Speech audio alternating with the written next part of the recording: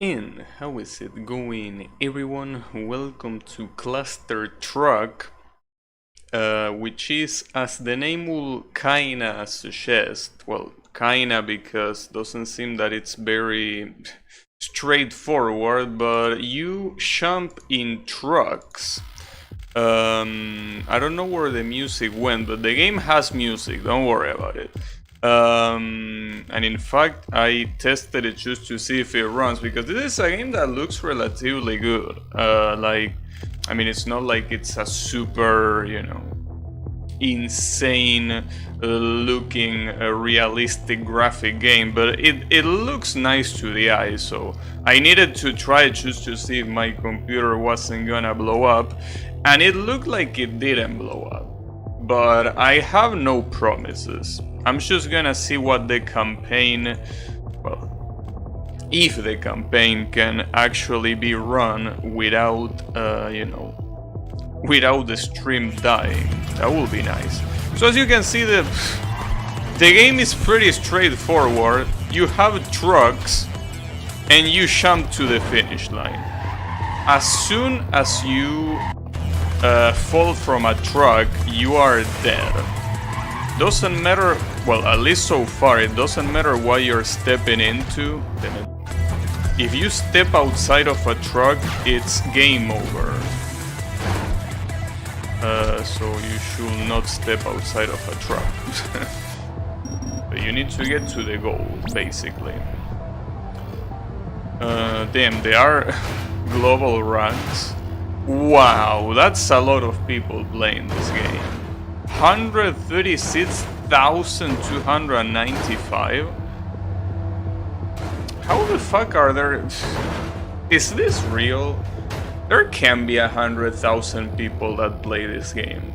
No way. That's impressive if that's true.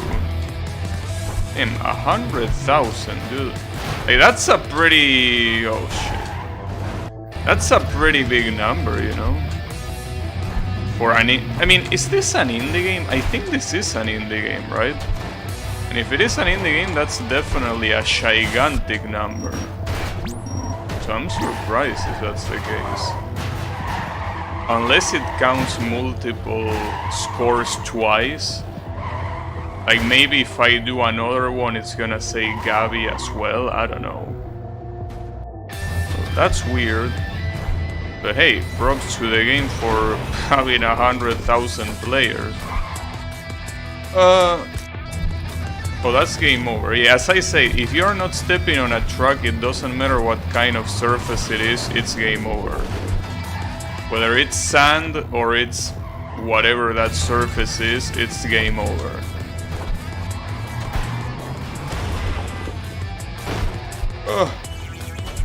Got it. You can also have a ghost. I don't know why I even let... Damn, wait, 200,000 you're telling me? Wait, why does it say score 0?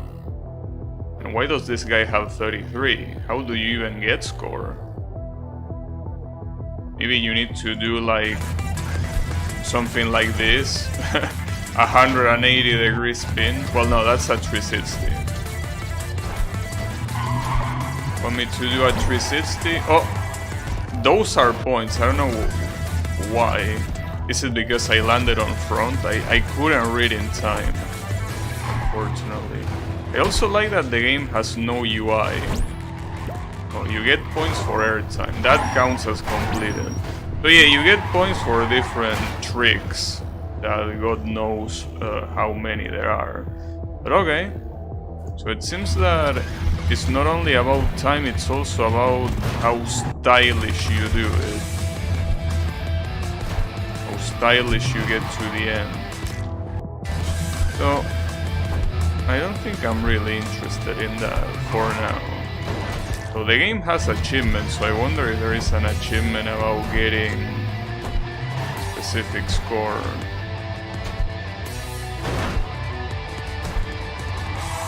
So what happens if you should stay still? I mean, I know that the trucks can crash, but if I should stay still, like, there is a chance that they get to the exit, right?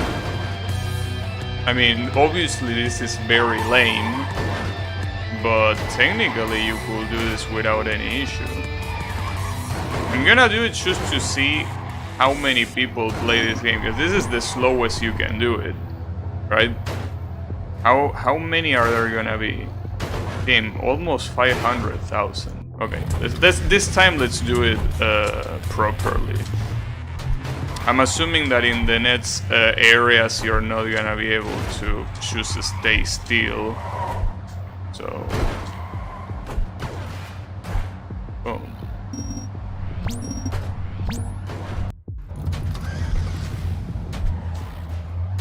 I wonder what the next areas are gonna be. Damn, that truck is gone. Come on. Nice, got it.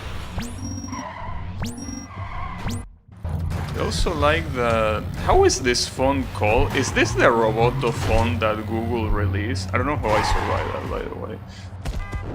This is the Roboto font, right? Because I see a lot in Unity games like I think this one is. This is a Unity game, right? Didn't have the Unity splash screen, but it had that launcher that I see in many games, and I'm pretty sure that's a Unity launcher, right? The one that has one tab for graphics and the other tab for input. Damn, I don't know how I don't fall when I go to the side. A little bit weird. There was a guy called Cubanic Plague. Is that a real thing? Oh shit. I know you could jump that high. It seems that the physics are kinda funky here. And by kinda I mean quite funky. Also, the very surprising thing is that this game is only 400 megabytes in size. I don't know how, because it looks so good. I mean, I know that a game looking good doesn't mean that it needs to be super big in size, but I'm still surprised.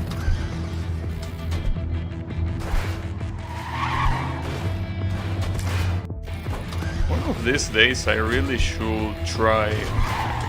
Well, by one of these days I mean probably like in 10 years.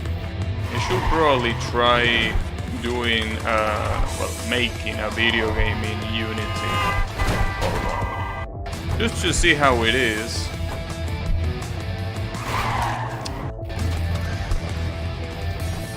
So I'm pressing R to restart, even though you don't restart with R. Oh, actually you do, never mind. You actually restart with R. Nice. I like intuitive controls. Also, there's something that I'm forgetting. I'm not running. You can actually run if you press shift. I completely forgot about that. Though, does it really change that much? Well, it kinda does. Kinda. It's still hard to control regardless, so... I guess what changes is that you can... There are some gaps that are easier, like this. Some gaps between trucks. What the hell? Well, that's a lot of points. How is that gonna put me in the leaderboard? Alright, hey, at least we reached the 5 digits. Could be worse. That's a lot of... Wow, alright. We're getting obstacles for the first time.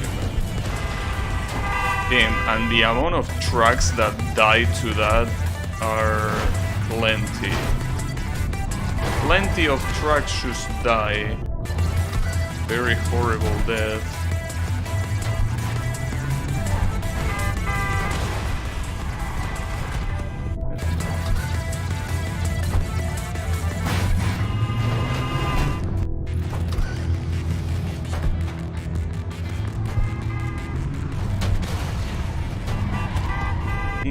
That's hard to... hard to know what truck should I jump to. I guess the problem is that if I run like I am running right now, I will eventually get to a very bad timing. I think here the best thing I can do is actually chill on one of the trucks. Like, wait, no truck made it to the goal. Well, okay, except those, I guess.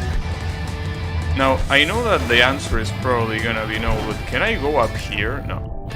You know, doesn't matter what you do, you touch anything other than a truck and you're dead. Okay. Jesus. I think that, funnily enough, the best idea is to just chill on these trucks. Because I think these are the trucks that make it to the end. I mean, that's the boring solution, I guess, but literally, if I just stay here, it's the only way. I got an achievement called the Rude. You can now afford your first ability. What ability?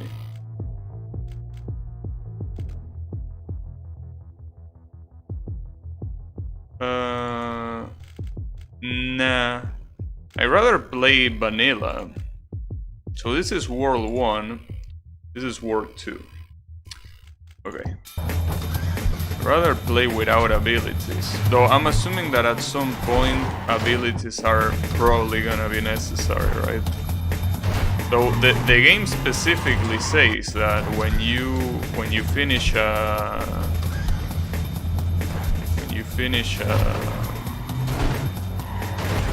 a level, it says that you did it without abilities. Okay, so here I'm just gonna wait. Oh, but that jump is actually hard to do. I don't think I can crouch, can I? No. Well, at least not with the usual buttons. Okay, I'm just gonna chill here. So probably should start jumping shit. Oh, fuck. I should have. Damn it.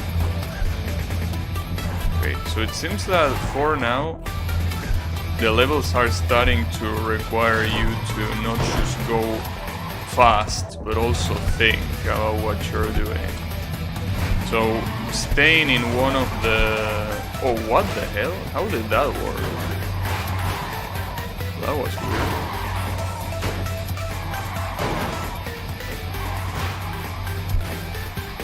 Ah, fuck, that was a bad angle to jump.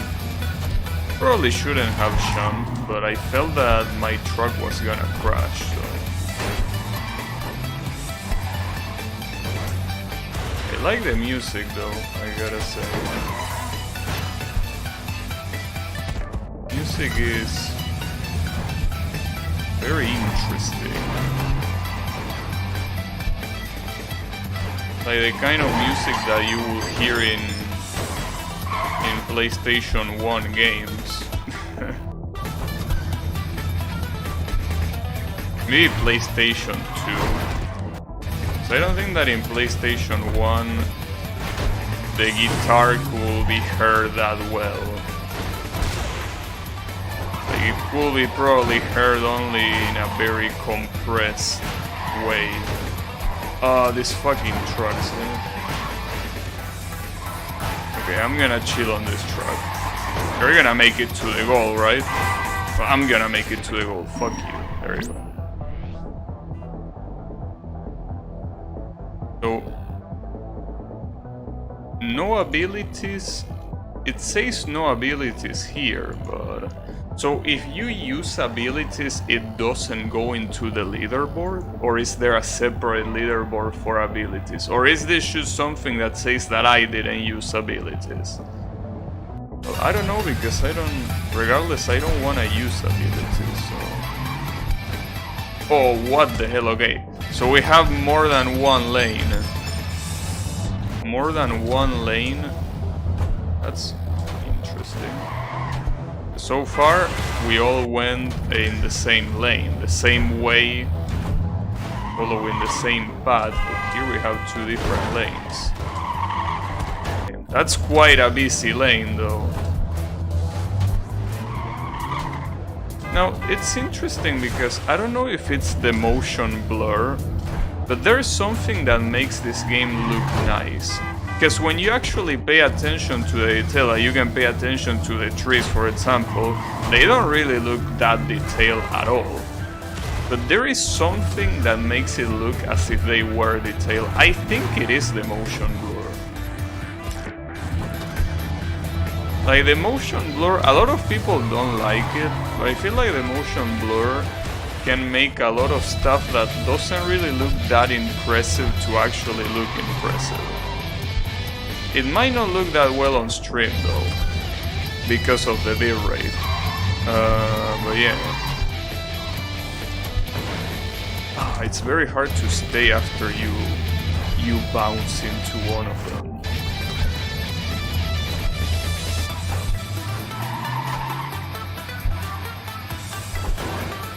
Okay, stay here. They're not gonna crash, right? No, but I need to jump. Oh, fuck, damn it, right in the middle. Right in the middle.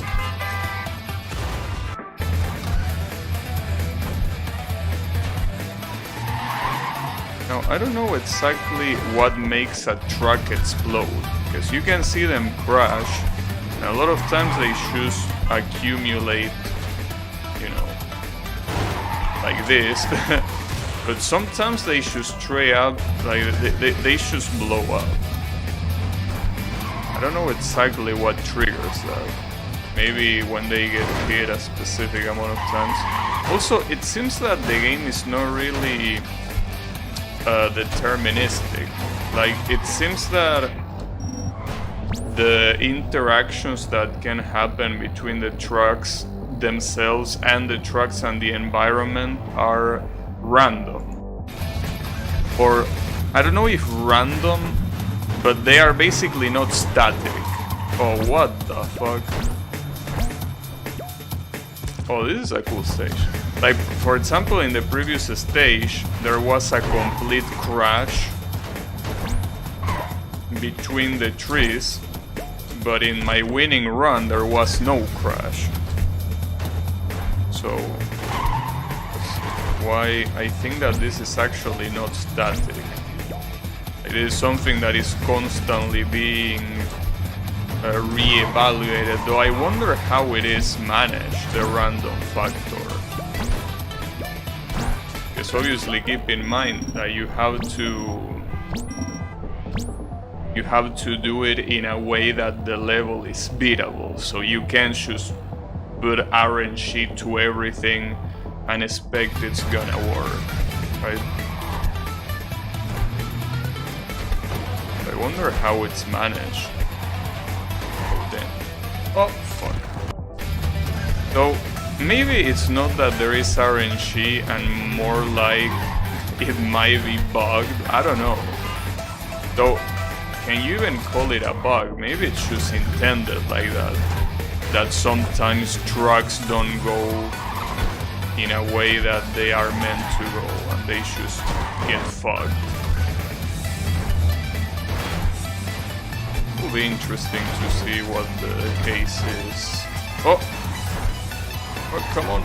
Keep going. Ah, damn it. Almost made through that. And you can... I don't know exactly how to trigger, but you can jump very high. Kinda reminds me of that game that released earlier this year called City Zoomer. In that game, depending on how you jump, you can go super high, but it's something that it's super hard to trigger. Same thing in this game. Not sure exactly how to trigger those super high jumps.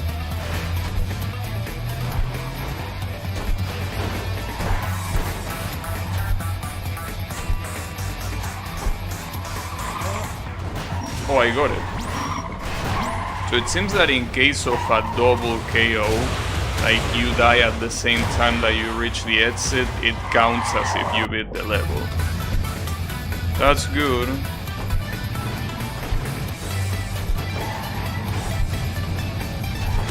Also, I have no idea if the sound is fine. Especially because this is a game that has a lot of sound effects, which are the trucks, obviously. And since they can crash between each other, I really didn't test that.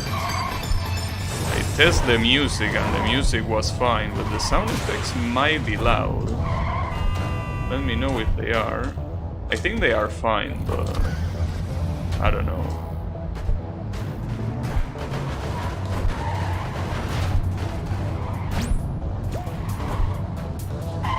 I should have kept going forward there.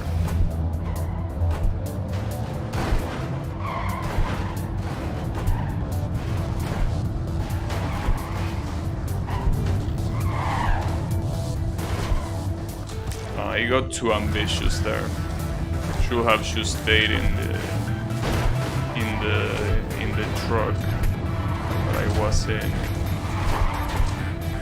I didn't want to do that. I mean, yeah, at the end it seems like the best idea is to stay in a truck instead of trying to go for yeah, like here I rather stay here, because that guy is very far. So just jump to the exit, but it doesn't seem like a very good idea to do anything else.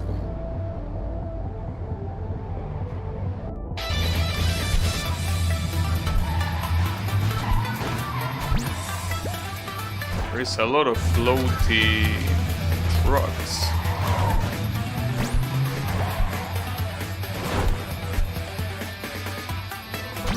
Game, that would have been super good. I wonder if you're intended to do that. Because that seems very hard to jump over. And it seems that the way you trigger that super high jump is by jumping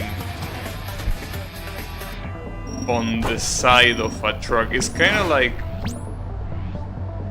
you're going down, right? Like you're not landing anywhere, but there is like a, I don't know, a gravity center or whatever, like at the side of the truck, regardless of if it is behind the sides or in front, where you kind of like go down and then you go up super high because of that effect that I wouldn't know how to call in physics terms. Probably inertia. No, I don't think that's inertia. Well, whatever that effect is called. Like that same effect that you can get when you flex your knees and then attempt to jump. That makes you jump higher than without flexing your knees. That same effect.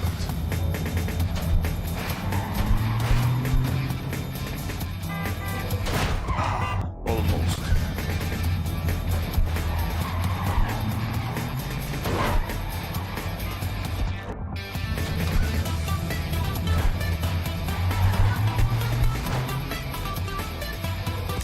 Also, I really wanted to play... Hey Colo, how is it going? No, you are literally wrong. In fact, let me show you. Well, let me show you when we get there. But no, there is literally a goal at the end of the level. This is a level game. There are levels to beat. You get to the end as long as you stay in a truck. You fall off the truck and you're dead. But yeah, literally you have the goal. It says goal. But yeah, it's not a no-goal game. It's literally a goal game. But yeah, there you have it. They are different levels. Separated by levels. Shit. Sack of shit. That's fine. This level doesn't seem quite so gimmicky like the previous ones. These are... well, I guess they crash at the end.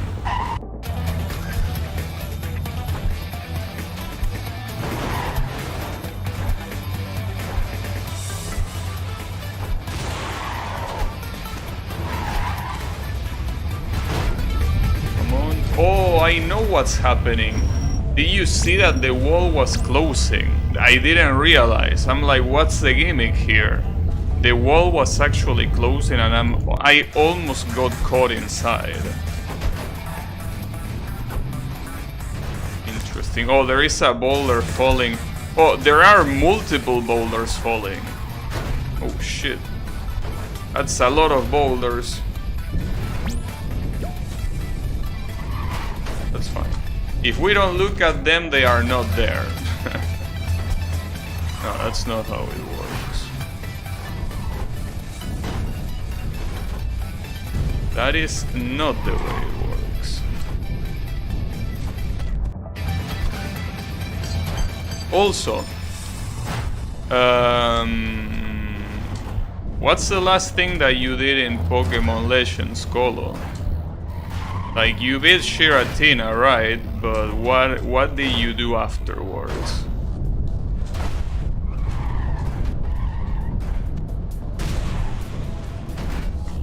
Oh, got him!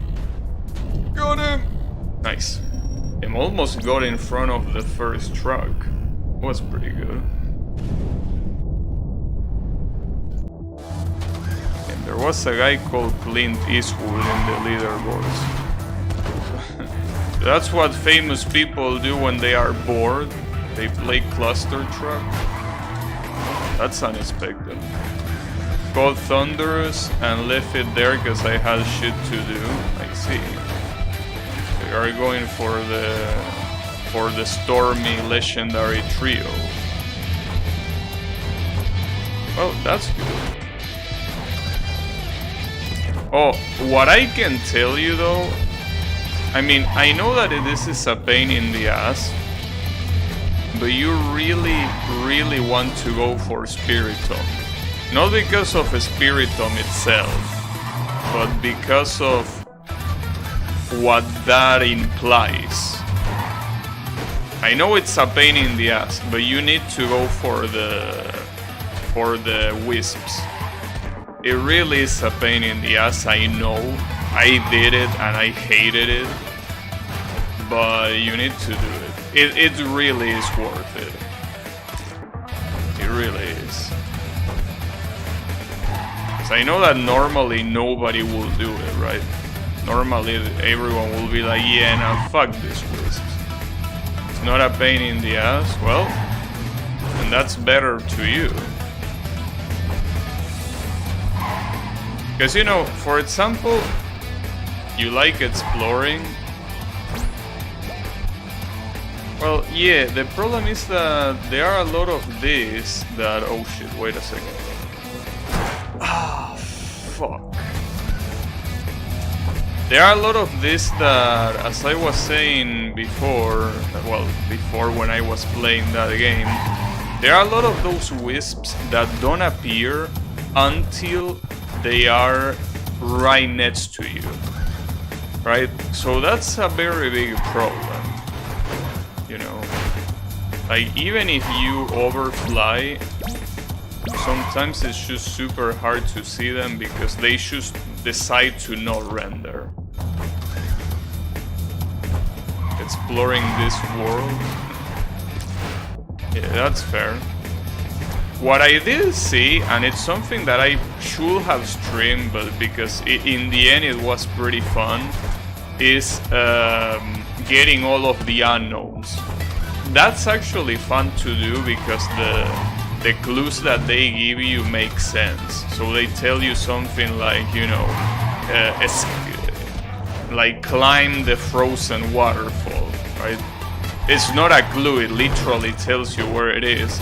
But I mean, like, it's fun because you are supposed to decipher what it says. And even if the unknown letters are not that hard to read, they are still a pain in the ass to decipher sometimes. Especially some letters that are quite ambiguous, but you didn't read. So you just caught the unknown like that, just by finding them. You know, it's still pretty fun.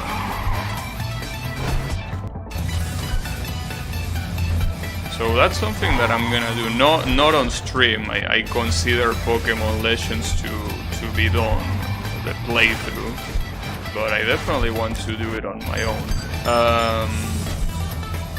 That's kind of what you did, I see. Well, if that's the case, then you shouldn't have that much trouble finding the Wisp, because the Wisp are definitely way easier to find than the unknowns if you don't have the clues. If you read the clues, obviously the unknowns are easier, but yeah. Also, there is something that... wait, what do you think of this game now that you finish it? It's amazing. It's an amazing game. Well, it's basically what I said in my playthrough, like... It's the direction that Pokemon games should go on, even though I know that it's gonna be a side game. I know that there's gonna be the mainline Pokemon and there's gonna be Pokemon Legends. I know that. Like, that's most likely gonna be the case, but yeah, it's an amazing game. It's really a very good game. I really wish it had more Pokemons, but you know, it's a very good first step. I'm gonna chill in this truck. Oh! Nice. King of the forest. I saw there is one in the top of a building in the city. Yeah, for that one you actually need to go inside, because you can shoot it from afar. Well, if you're talking about the Galaxy Center. The Galaxy Center, you actually need to go inside the building and then go all the way to the top. That's the one that I got yesterday. Winter. Wait, winter is not a world. Winter is a season. I guess winter world. Yeah, that could be. Oh shit. Nice, got it. Keep going. Point. Got it. But yeah, basically, as I was saying, yeah, really, really good game. And yeah, as I say, the lack of Pokemon really is the biggest problem, because for example, like no, like there aren't any dragon Pokemons that are not legendary except for Garchomp's line. That, for example, is a very big weakness that I feel that the game has. I feel like there should obviously be more variety, but you know. There is DLC coming, it's actually in the game right now, and it showcases a whole new area and a room in the future. Yeah, I saw the room, but some people are speculating that the room is not a DLC. Rather, the room was supposed to be part of a cutscene that had you before you meet Arceus. Like, there was gonna be a section in the game that was an introduction that had you in your room, and then somehow you end up in Arceus' world, and it got scrapped. That's what people are saying. That it is a scrap, and it's a scrap idea because, you know, they either didn't have time or they didn't want to do it that way. Not really sure, but still interesting, yeah. Yeah, I guess, I mean, I think it's fine, the fact that they didn't include any backstory. Because I feel that there shouldn't really be, you know, not something that really has to make sense, you know? Just the fact that you travel to a different world, I think that's enough. Like, you are in the past. You are in your own place, but in the past. Yeah, like, that's fine. We don't need more backstory than that, I feel. They say it was a DLC because they made a whole new map. Well, the whole new map obviously is gonna be a DLC.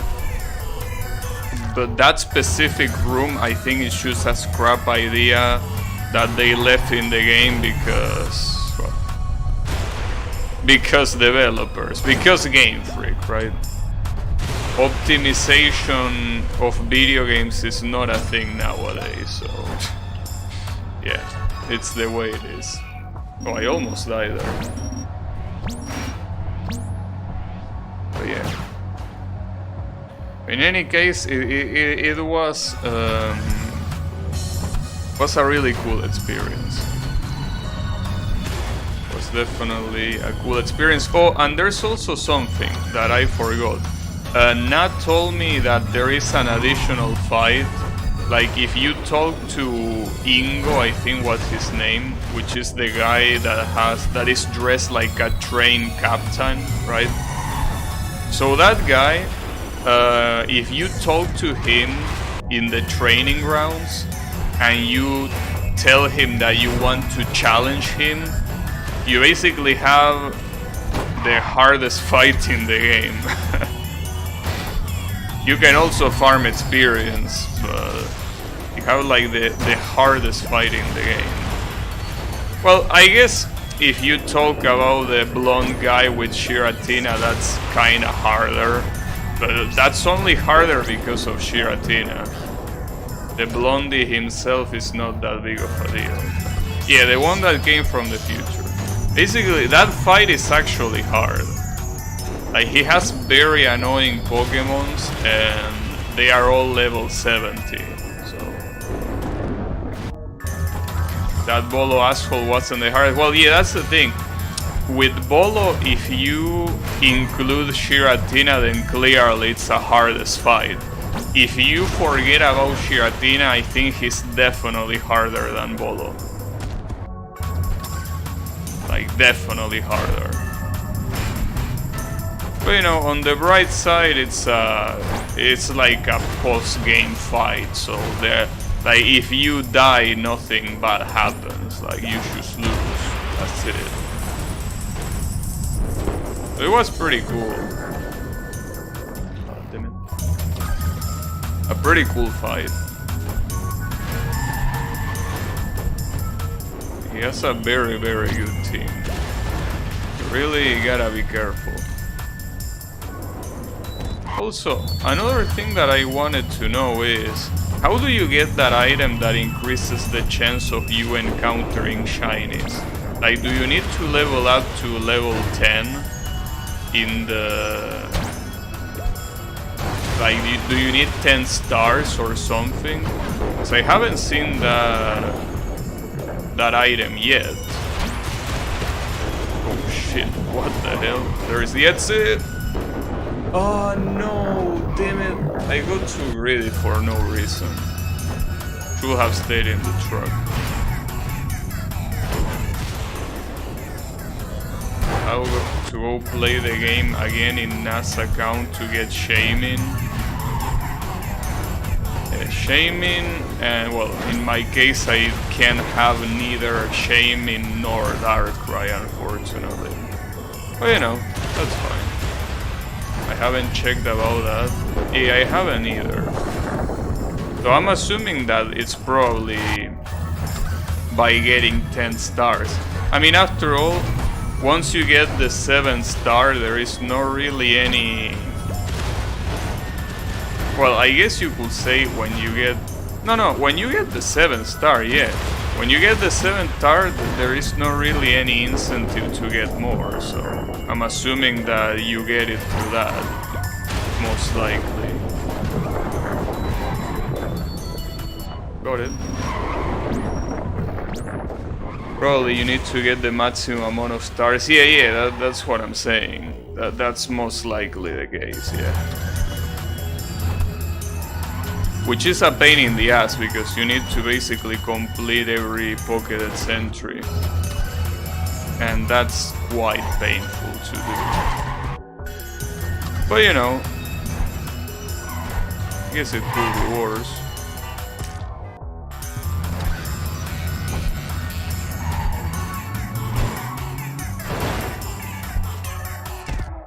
You hit the arrow and you also die.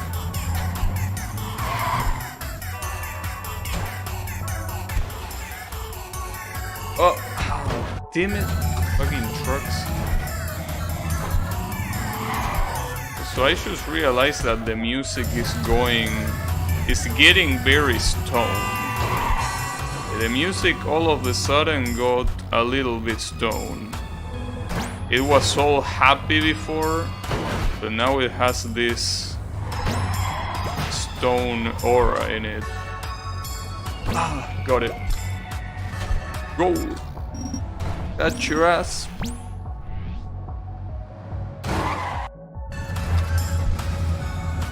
Oh, the goal is backwards to where the trucks are going, huh? That's interesting. Because once you land, your momentum shifts you back to where you're jumping from. It's not that hard if you just land on top, really. The fact that you have a purpose to platinum the game instead of doing it for the sake of it is something that should be a must in the future of Pokemon.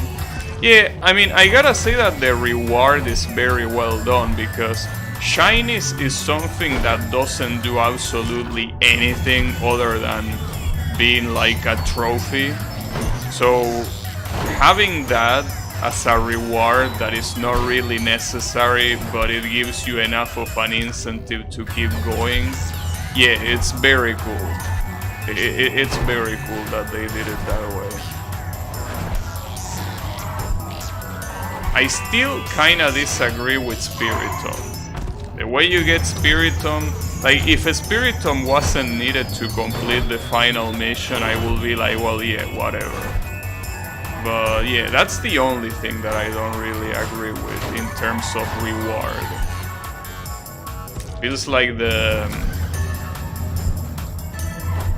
you need to do a lot for a reward that is quite low in itself. Like you do it just to get all the Pokemons, not because you really care that much about Spiritomb. Oh, Spiritomb is a cool Pokemon, but it's like, whatever, right? If it takes that long to get him, I wouldn't be interested. Oh wow, this is a hard level. So I think that the trucks cannot get to the other side. Shit. Oh, fuck. And that looks very interesting. That looks quite interesting. Oh shit. Ah, that was almost a magical run. That was the magic that we needed. Ah, got it. Nice. That was also quite magical. I honestly really like these stages where the trucks are flying in the air and you're supposed to jump in between them. They're pretty cool. Especially because how much it just lets you fly. Oh, this one is gonna be hard. This one actually requires you to be relatively precise with what you're doing. Ah, that was a long shot.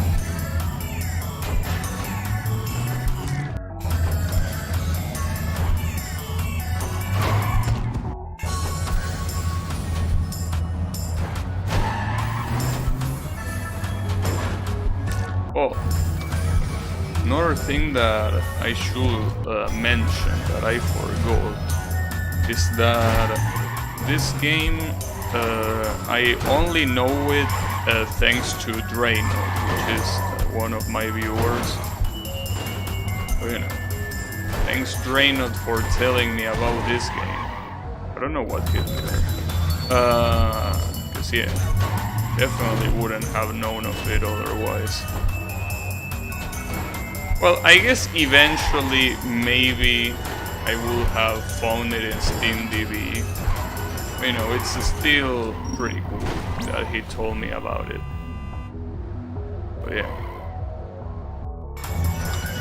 I mean, this kind of games where they are all about speed, I just love them. I love going fast. Fuck. I love going fast, not fucked.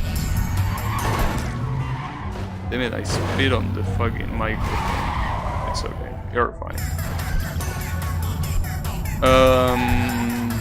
But yeah,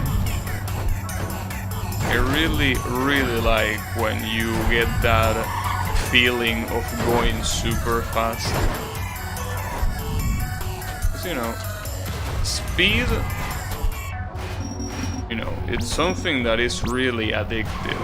And it's something that you can't really do in real life. I mean, you can, but if you're not a professional racer, you are not only breaking the law, but you have a very high chance of breaking your bones as well. Every time there is a video game that gives you that sensation of going fast, I love it. Gotta go fast.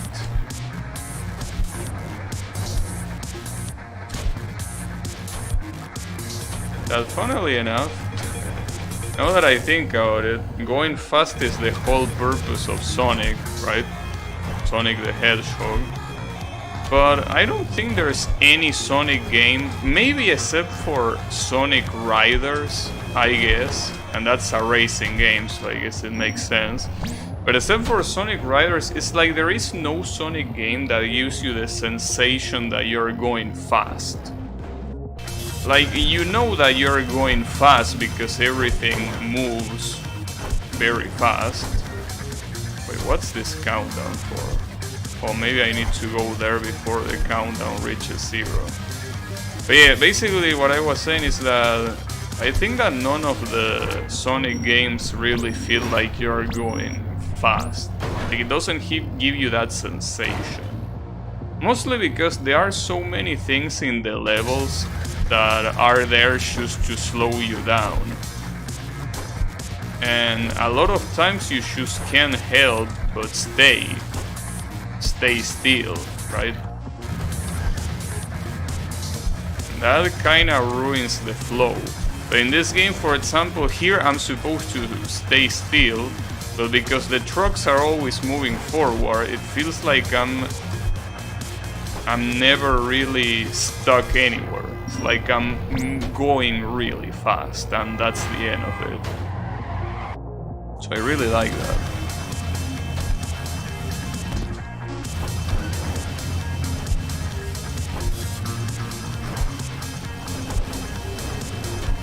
Wait, what's the logic with this laser? Also, I should remember that this stage is called Laser. This area, I mean. Literally called Laser. Damn, look at this shit. Wow, that's very trippy, I gotta say. Jeez.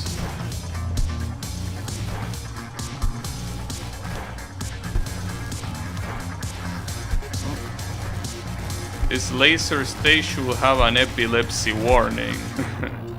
So I guess with laser, you already assume that it's gonna be quite epileptic.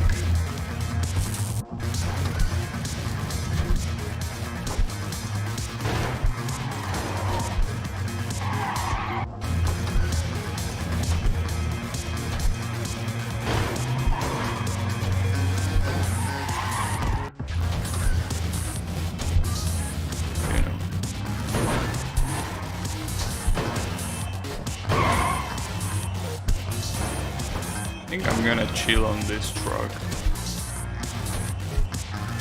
There are some times that it's just better to chill on the truck.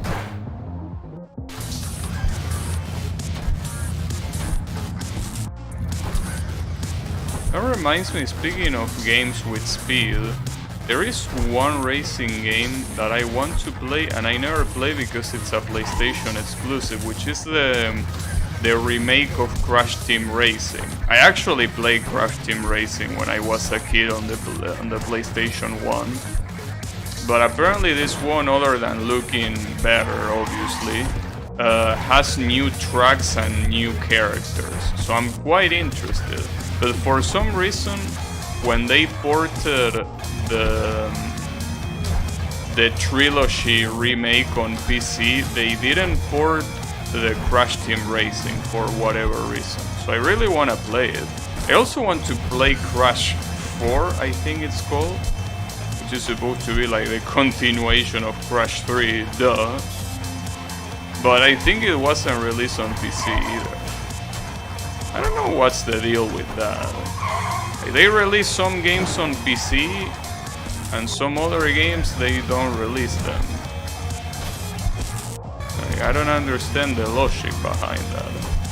Because at some point it was like, yeah, this saga is supposed to be a PlayStation exclusive, right? Like, okay, then it makes sense that it doesn't appear on PC. But if you already put games of that saga on PC, what stops you from putting the rest? Because you could say dev time, like they need time to port it, but that game released quite some time ago, you know. Like the remake of Crash Team Racing. I don't know what they are waiting for. Unless they actually ported it and I'm living under a rock, but I'm pretty sure they didn't port it. So that's why.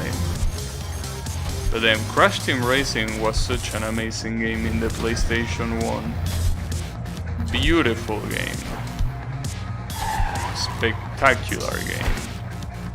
It was one of those games that you would think, considering that it was supposed to be a shameless copy of Mario Kart, that it will be,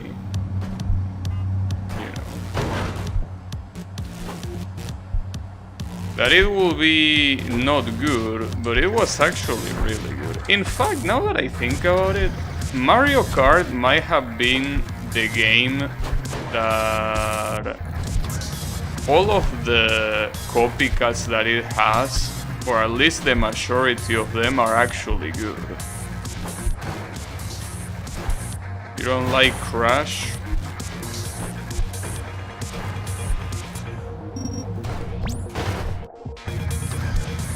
You know. The thing is, oh shit. Ah, damn it. Thing is that I really want to play that game. I guess I won't. Not until it releases.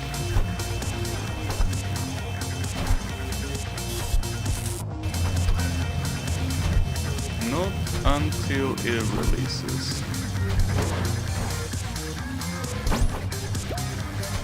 Here, just chill.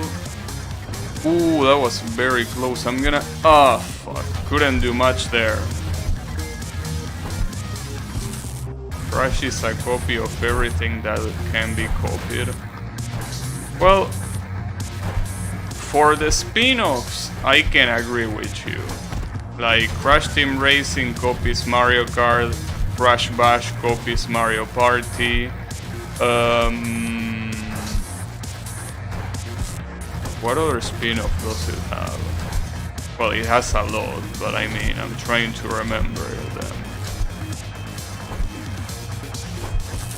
Well, regardless, they are definitely games that are clearly taken from somewhere else.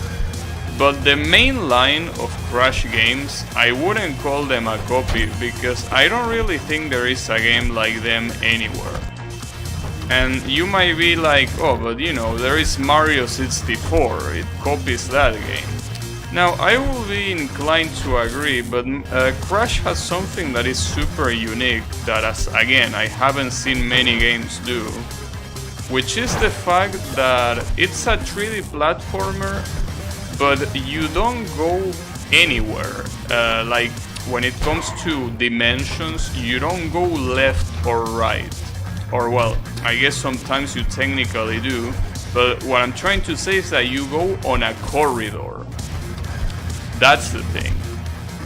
That's the main thing that I haven't seen really any other game do, any other platforming game do. Like, you literally go in a 3D corridor. You don't go in an open space that you can go forward, left, right, and go back. Like, the stages are exclusively corridors.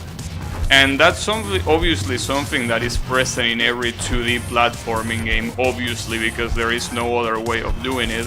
But in a 3D platforming game, I haven't seen that in any other game. Banjo and Kazooie. I mean, Banjo and Kazooie, I wouldn't say it, though I can see why you would say it, but no, even Mario and Kazooie don't have that kind of level design. That's the thing. I think in that regard, Crash is super unique. It's the reason why I like it so much. Like, it seems that that 3D corridor platformer is a genre, that barely even exists. Or outside of Crash. I mean, if you have examples of that, I really want to know, for not any other reason other than I want to play them. If you can point me to 3D corridor platforming games, I will gladly play them. But for what I know, you either have 2D platformer or full 3D platformer, where you can just go anywhere. That's what I mean.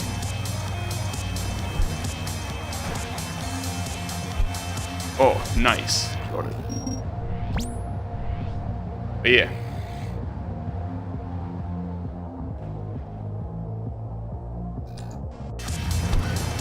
Crash is overrated. That's the only criticism you have, that it's overrated? Mega Man 64? I don't know. I don't really pay attention to Mega Man 64 because there were a lot of people telling me it was trash. So I assumed that it was trash. Oh, that laser. Maybe, I don't know.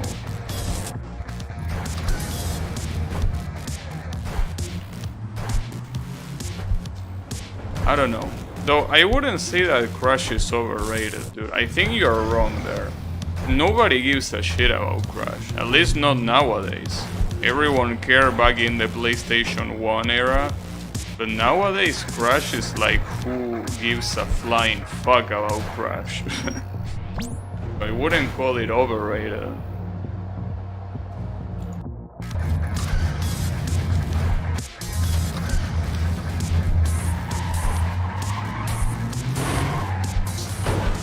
Now, if we're talking about The Legend of Zelda, now that one... I'm just kidding, before you report the channels. I'm just kidding.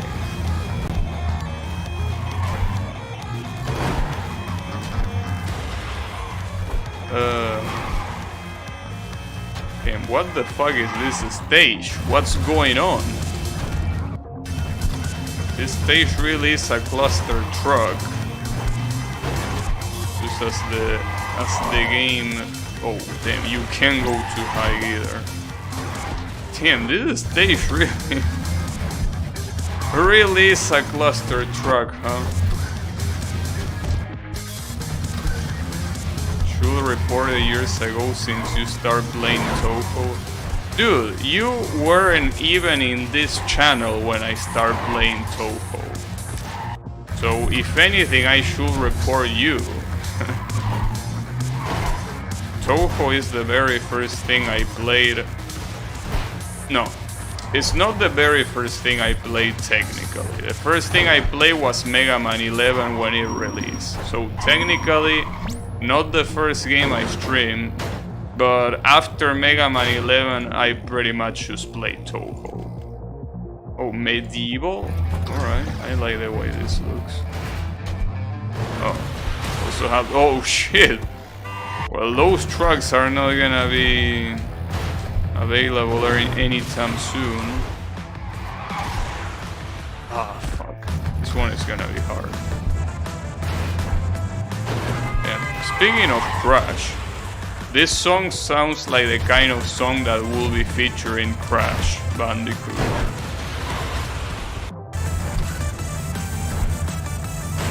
Yeah, this is... In fact, I will say that most of the soundtrack really reminds me of Crash Bandicoot in this game. And technically speaking, wouldn't you be able to call this game a corridor 3D platforming game? It technically is. I mean, it's a very specific, very particular type of platformer. But if we analyze it, this really is just a 3D corridor platformer, right?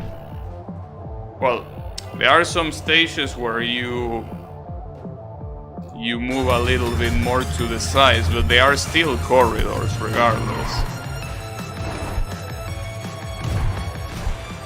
Oh shit.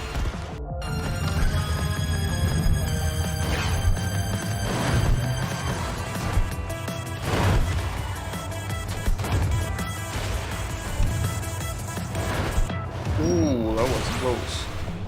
Sonic Dash? Is that the free-to-play game that is an endless runner? That game is cool. That game is cool. It's a shame that, you know, like, it takes way too long to get hard. That's what I don't like about Sonic Dash. Like, the challenge starts when you already are like 10 minutes in a run. That's what made me stop playing it. But yeah, Sonic Dash is a very good game. If it wasn't for that, I mean, it would be very cool.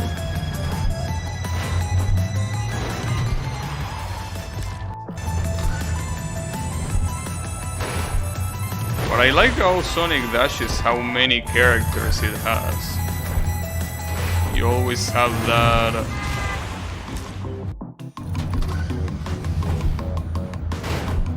You always have that thrill to keep going to unlock them. But yeah, I also don't like that it doesn't have that much variety. Or, not about variety, but I would appreciate more challenge, right? And it really doesn't have too much of that. I mean, you have daily challenges, but it's not really that cool. But maybe, I mean, it's been a long time since the last time I played it. Like, I'm talking about literally like 3 years since I last played the game. So maybe there have been improvements. Though a better question is that game still alive? Because it's one of those games that is like those online free-to-play games that when they stop making cash, they close them, like gacha games, for example. So is it even still alive? Because if it is still alive, I will want to play it again and see if they added anything other than new characters. Because at the end of the day, characters are just skins. They don't do anything different. Though I do think that they have unique animations, but they don't really affect gameplay as far as I remember.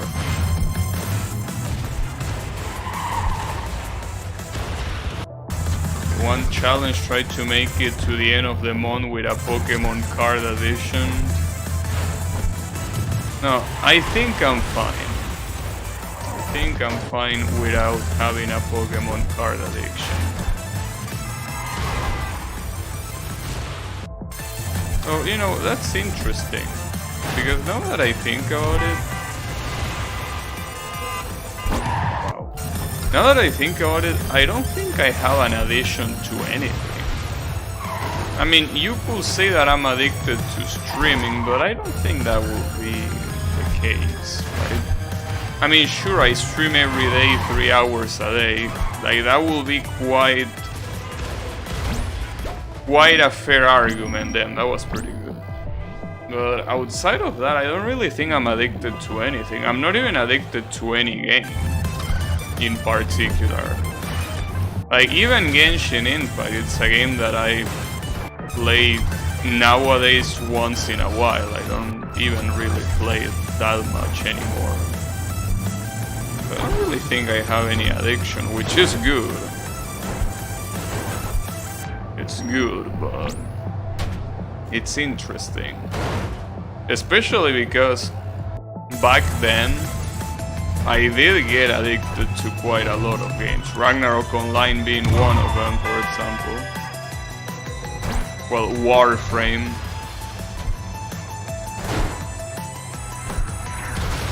Oh, that's fucked up. You're addicted to playing bad games?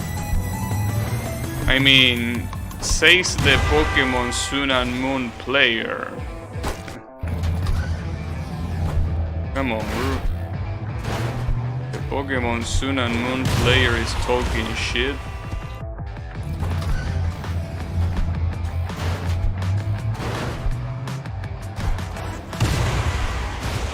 I legitimately think that Sun and Moon is literally the worst mainline Pokemon game there is. It's the game that I feel that really costed a lot to the franchise. This is the very first game that doesn't have the national Pokédex. Oh wow. And you can use the hammers.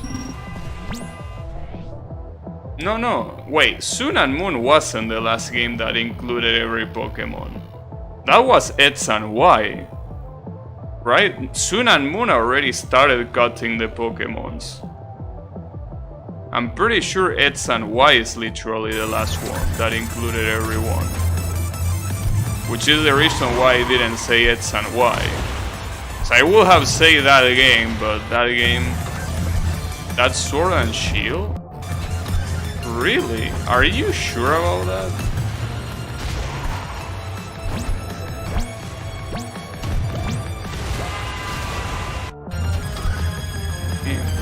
I was sure that...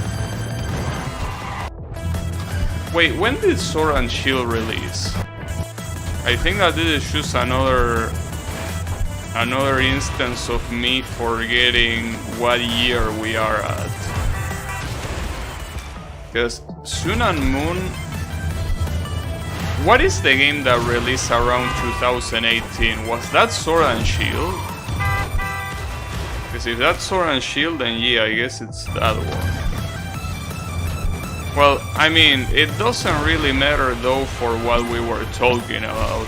You're still a Sword and Shield player, so... It doesn't matter if it was one or the other.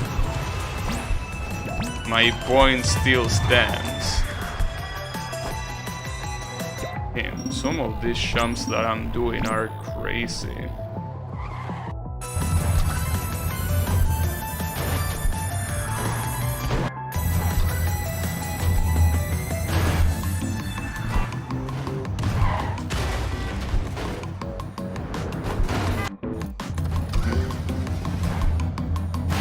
Ultra Sun and Ultra Moon were not actually that bad. Red and Blue in the post-game mini-games that were actually cool. Ultra Beasts. Yeah, but you know. Pokemon Ruby. I mean, see, the thing is, those are all cherries. In 2019, are you sure? I will have sworn... Alright, whatever, I guess I'm just misremembering, but... What's out to say that... what was there out to say? All of those things that you mentioned are cherries. And they are cherries on top of a shit cake. That's the problem. Like, those things are pretty cool, they are there. But they really don't modify the shit cake that is below them. You know? That's the problem. How could I not be sure? I mean, you could be wrong.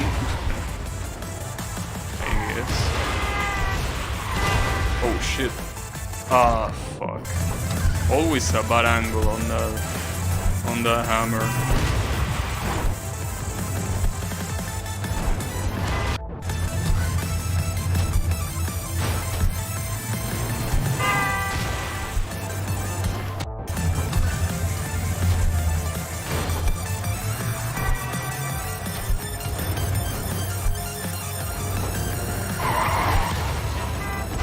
That's the truck that I need to be in. That's a problem. Also, you can jump over the flamethrowers, but it's quite hard. Got him. So let's see what the last level of medieval is. Well, there is a bunch of hammers, as you would expect. At this point, not expecting hammers will be not very wise. Oh shit, damn, that's fucked up. Sword and Shield only left us with anger and a cool Pokemon design and gimmick for Gigantamats. I don't know, dude. I personally don't like Gigantamats. Like, I prefer the way that Pokemon Legends did it. Like, if you're gonna have Gigant or just bigger Pokemon, I'd rather have them being an alpha. Like, I'd rather have them being a particular species. You know, a particular Pokemon within the species that just happens to be bigger, instead of a transformation. I feel that transformations don't really suit Pokemon at all. Like, you know, the Mega Evolutions and the Gigantamats. I think that all of that shit is just, you know, just something that I don't think it's very cool.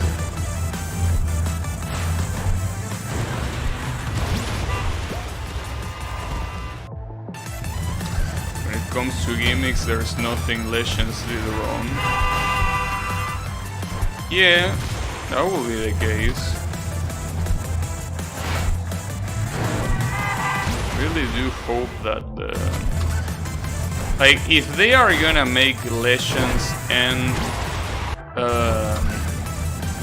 mainline Pokemon games separately, then I really hope that the mainline games keep those good gimmicks from Legends. You never know with Game Freak.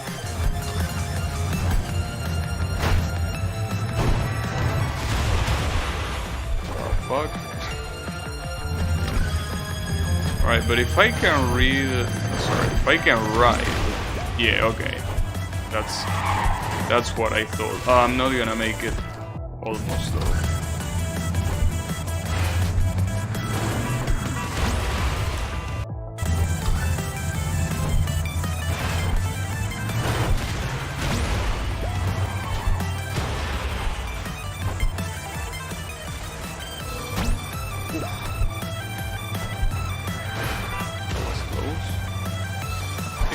Trucks. Damn, I always fall in the same gap, dude. It's so hard to calculate. Hard to calculate properly where you're supposed to go. Just hope Game Freak remembers that they knew how to make a story interesting and they go for it in Generation 9. I don't know. Anything can happen. Oh fuck, damn, that fucking hammer. With Game Freak, anything can happen. It's something that the only way to know is to wait and see. Because they can always surprise you with the dumbest shit. And look at all that airtime.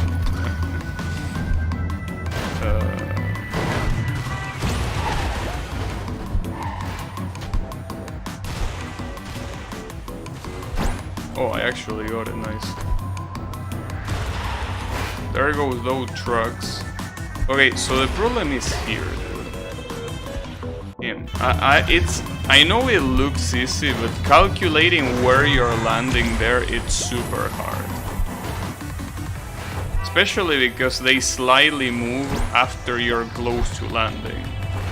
I think that's the worst part about them. Dude, it's insane. I literally cannot do it.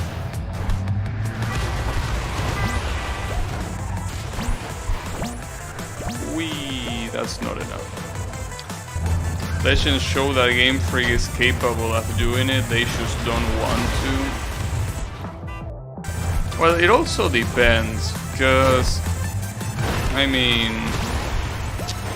you could say that they don't want to, but another possibility is that they, you know, like Nintendo might give them a lot of shit to do, when in reality they are just a group of not very competent developers, you know.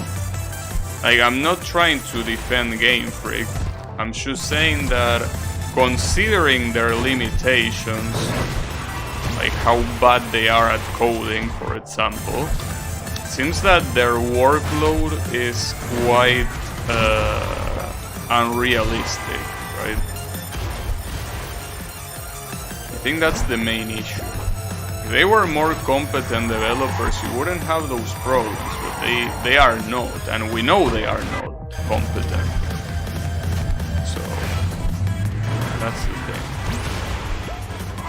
Well, but then again, I guess that if you actually took into account their incompetence, you will be having pretty much no Pokemon games at all. That's the thing with a lot of these companies, right? There are some companies that don't require a publisher like Nintendo, so they are not really forced to release their game anytime. And then when, you know, they basically delay their game so fucking much that at some point you start questioning if it's gonna release or not.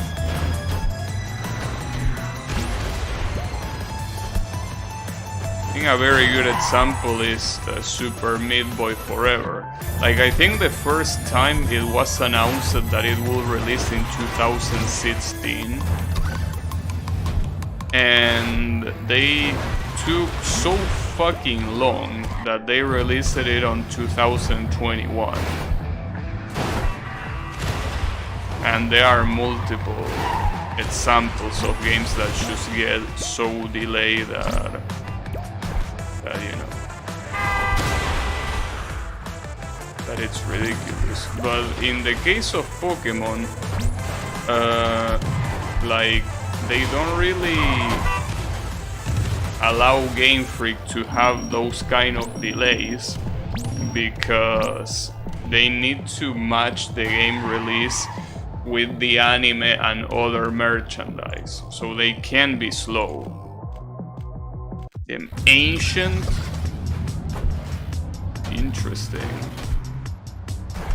So they're actually not grouping medieval and ancient in the same group. They're actually acknowledging that they were two separate eras. Okay. That's cool. A lot of people, you know, I mean, when it comes to video games, ancient and medieval is like the same shit. But not here.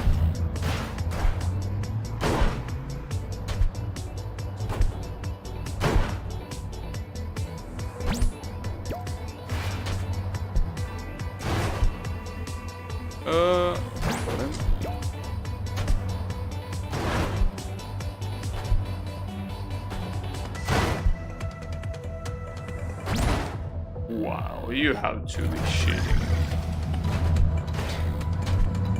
How can you fall in that tiny ass gap?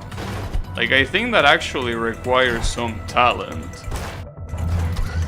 Like, it's harder to fall there than to actually land on any of the trucks.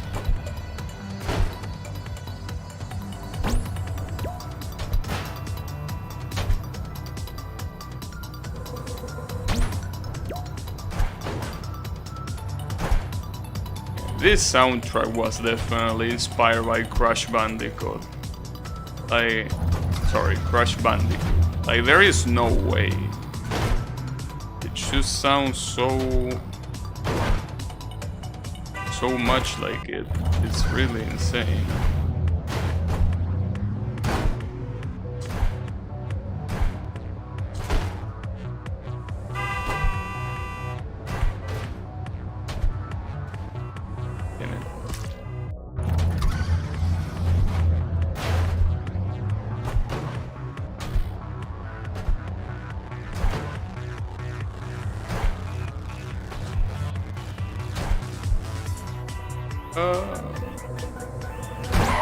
Damn it.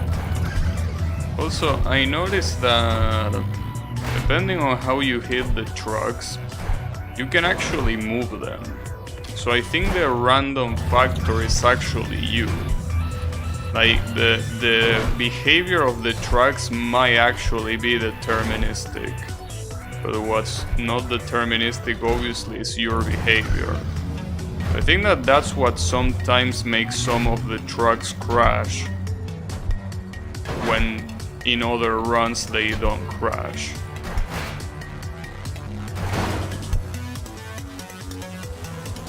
Oh, come on. I gotta admit that it's super hard to land on the side like that. The way the physics work in this game make it very, very hard to do so. Like this shit, it's so tough. So tough to land on the side. So I think it has less to do with the physics and more to do with the fact that obviously the tracks are supposed to be long and not wide. So because of that, it's way harder to properly... I fucked that up. I should have jumped left, I think. Didn't it? Fucked it up.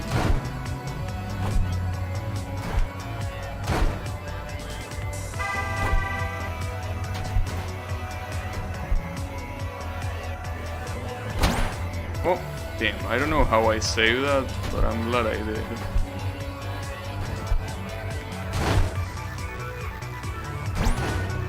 Ah, damn it. This is only the first stage of this area.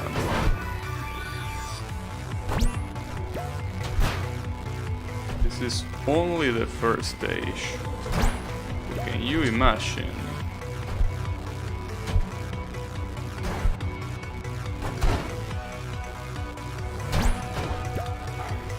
Nice. Got him! That was hard. It was actually hard.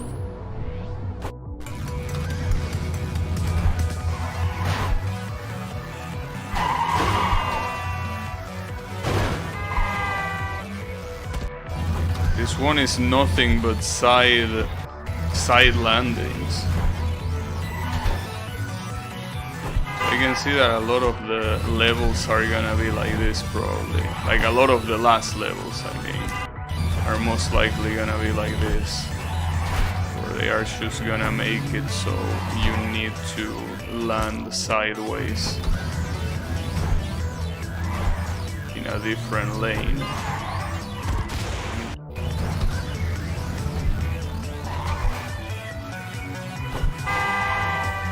I tried to stop there because I'm pretty sure that if I try to jump all the way, it's not gonna work. But it also is not working to do what I'm doing. The problem is that if you stay behind for too long, you're not gonna make it. That's the main issue. Like that, for example.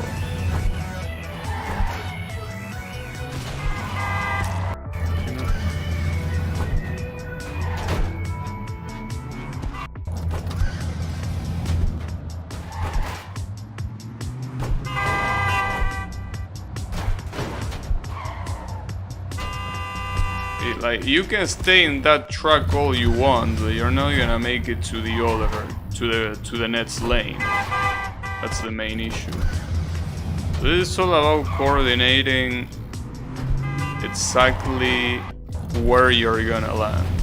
This is not just about moving forward. You actually need to know where the landing is gonna take place. Got it! Nice. That was cool. That was pretty cool.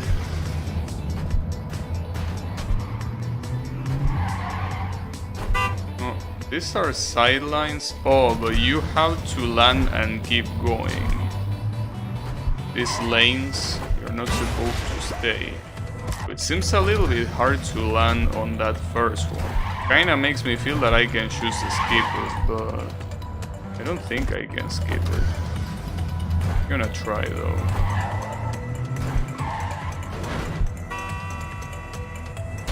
You can actually skip it. It's just that it's hard to... Well, it's hard to land no matter where you do it, really.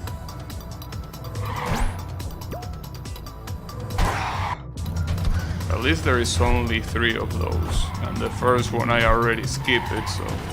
In reality, there's only like 2.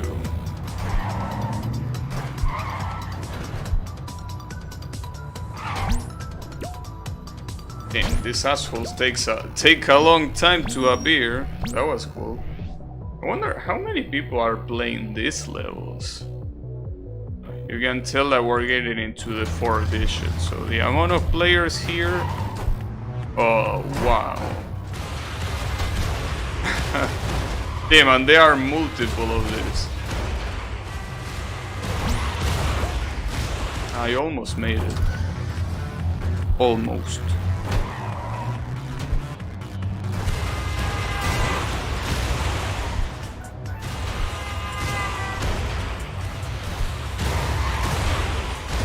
Got it.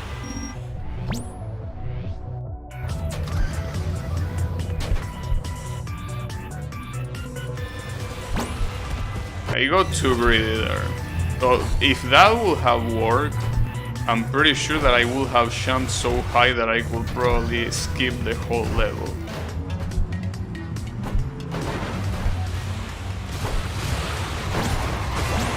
You looking at that? And that was pretty messed up. Okay. What's the gimmick here? Pillars? I can't see shit. Hey Kyle, how is it going? You're jumping between trucks. Okay. Wait, and now what? Oh, the other side. Shit. Oh, and oh, damn. Ah, I should have stayed on that truck. It's just that those pillars scare me a little bit.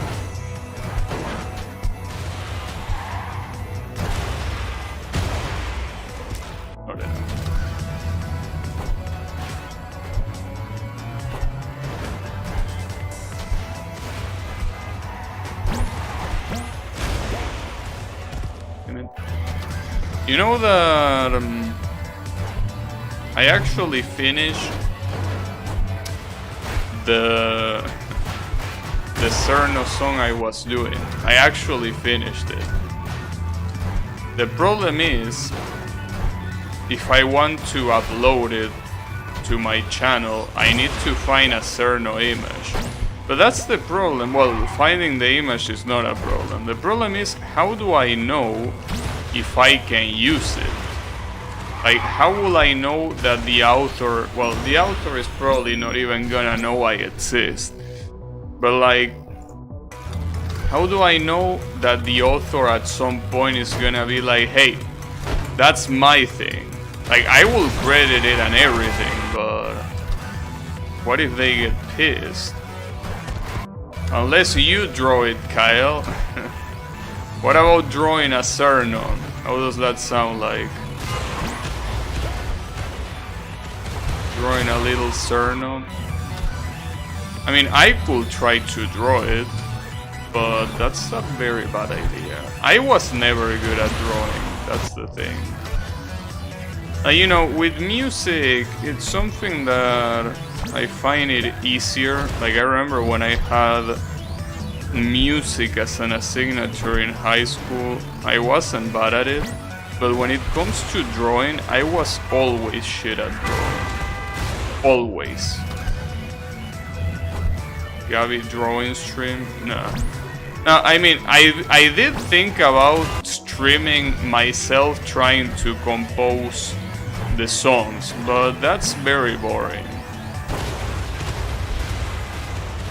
Well, any stream that is about making something, it's usually very boring. Like drawing, you know, composing a song, coding, all of that shit, I find it extremely boring.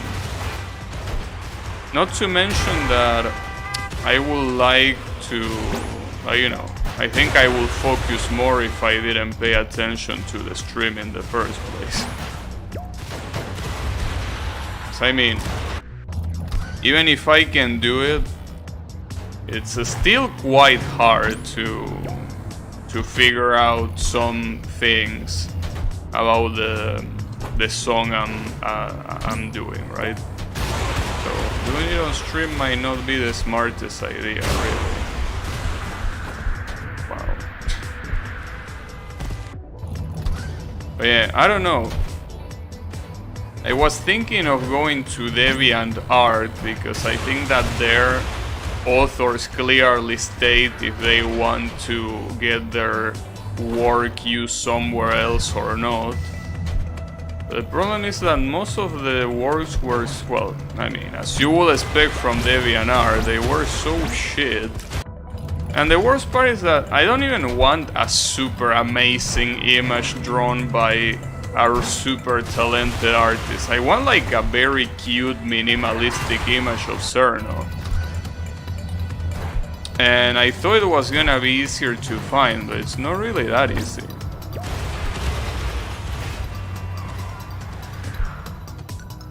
Like, you know, an image that looks like a sketch with white background, that's something that I feel like will look nice. But it's not as easy to find as I thought. Or at least not as easy to find if you want one that doesn't look like shit.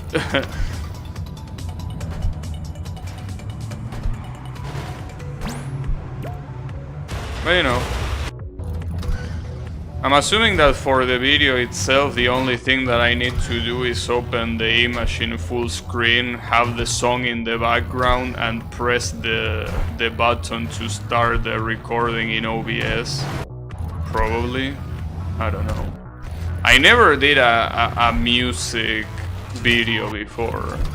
By music video, I obviously mean a YouTube video, not a literal music video.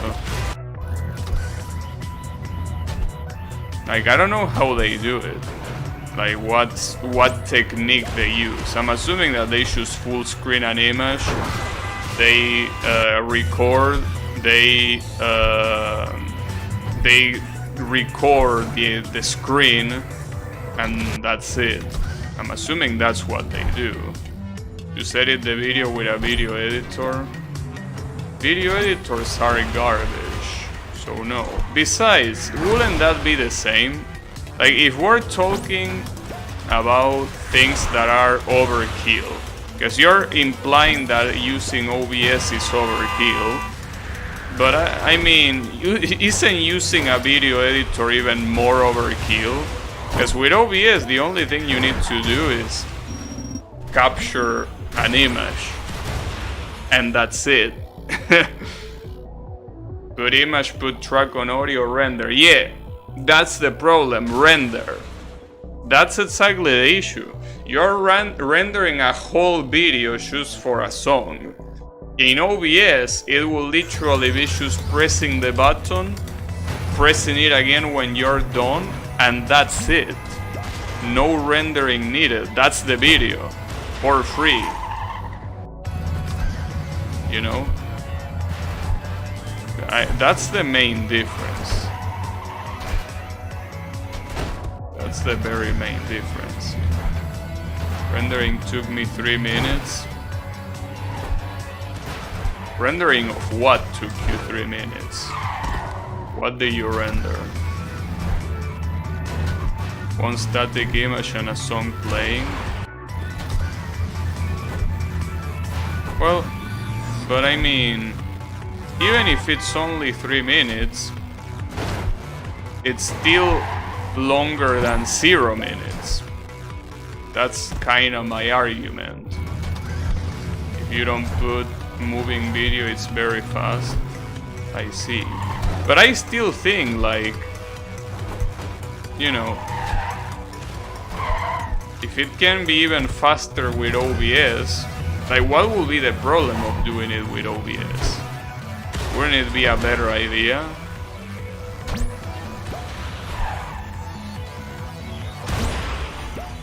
I think. So you don't have to worry about anything.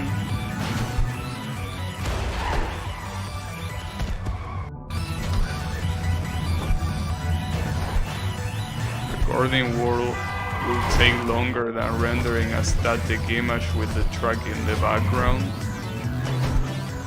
Oh, because what you do...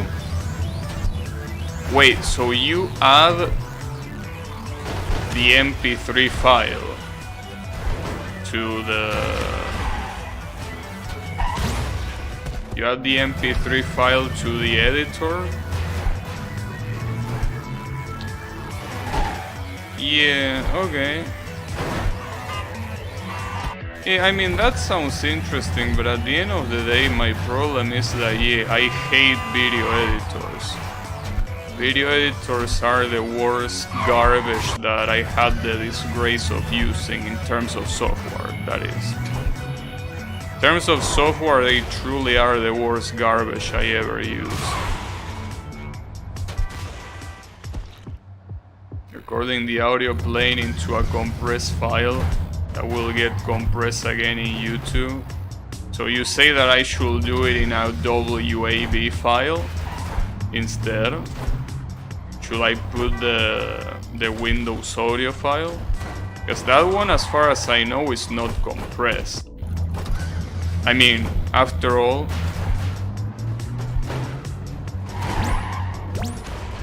want the OG file to be compressed. So I should use the WAV file, because that file is like 20 megabytes compared to the MP3 that is only 3. So I'm assuming that the WAV is uncompressed, right?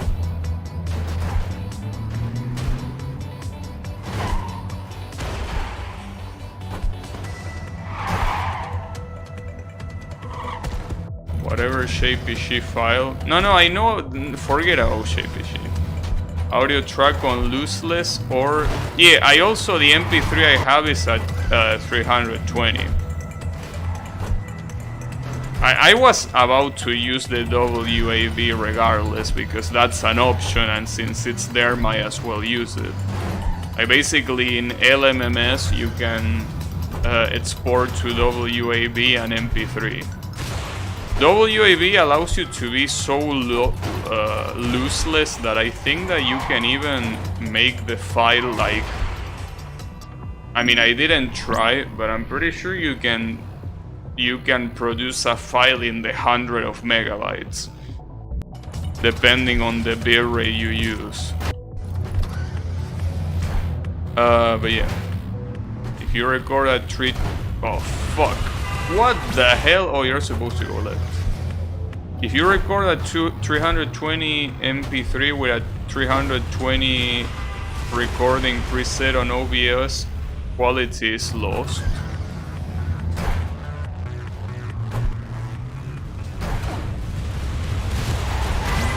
Why is quality lost? That doesn't make any sense.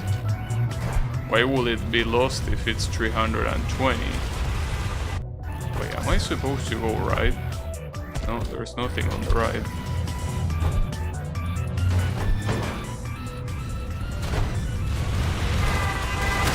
Damn, that's rough.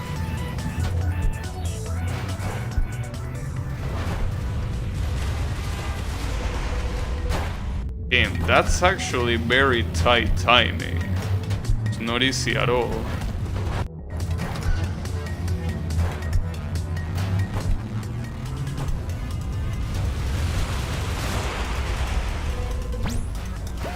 I wonder if I can do that in Avidemuts. I don't think you can do that in Avidemuts, because I don't think that's the purpose of Avidemuts. But I could try. Because 320 preset doesn't only cut the unhearable frequencies, it also tones down the overall quality a notch.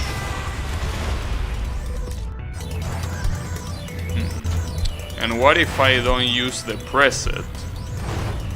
Like, isn't there a different option?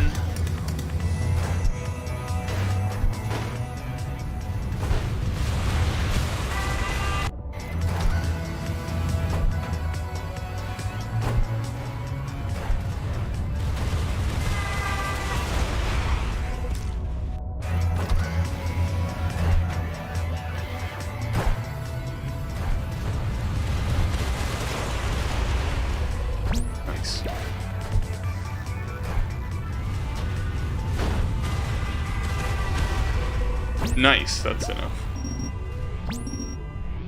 You can make your own presets. I don't know if video editors go well with lossless other than WAV files. Yeah, I don't know. Oh, you're supposed to go inside this rock? Or what? Oh yeah, you are. Wait. That looks very fucked up. You sure this is what I'm supposed to be doing? I don't think you're supposed to go inside, but why would it have that hole otherwise? I don't think you can even go through it. What happens if I go to the side? Wait, there is something down there. I don't think this wood lets you go through that. Like, even if you get into the gap, I don't think... Like that's just a decoration.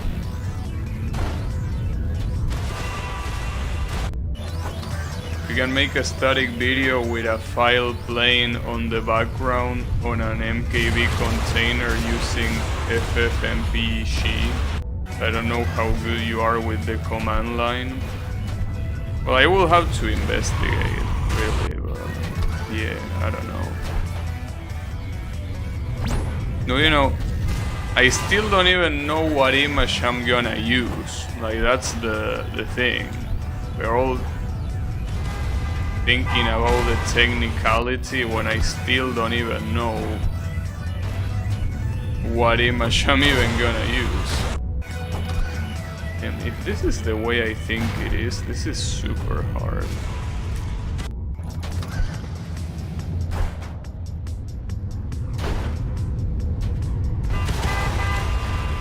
I don't even know what's behind. Oh, you need to go down there. Maybe you need to go before the rock arrives. Yeah, that's what you need to do.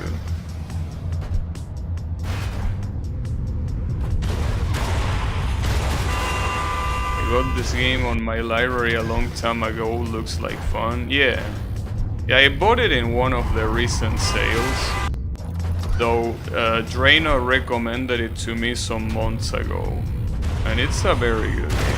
I mean, it's basically the kind of game where you go fast, you know.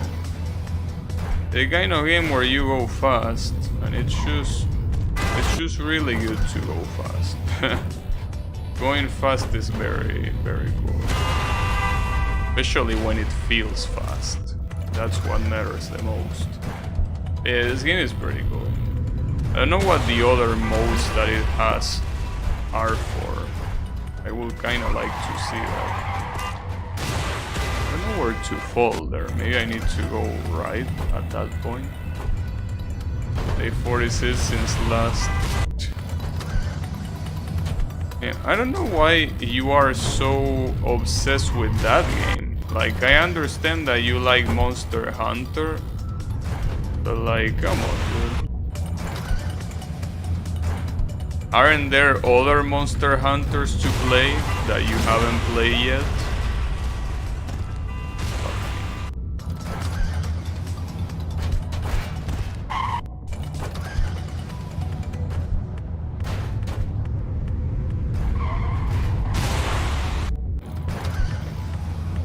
Because I think that Monster Hunter has a shit ton of games in total, right?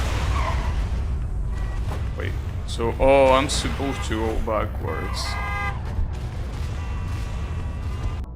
That's gonna be hard.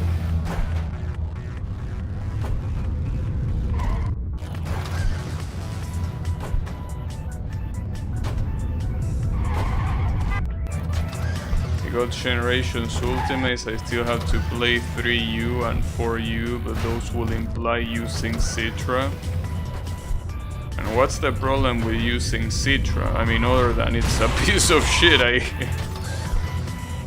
Okay, never mind. I think that I know what the problem is.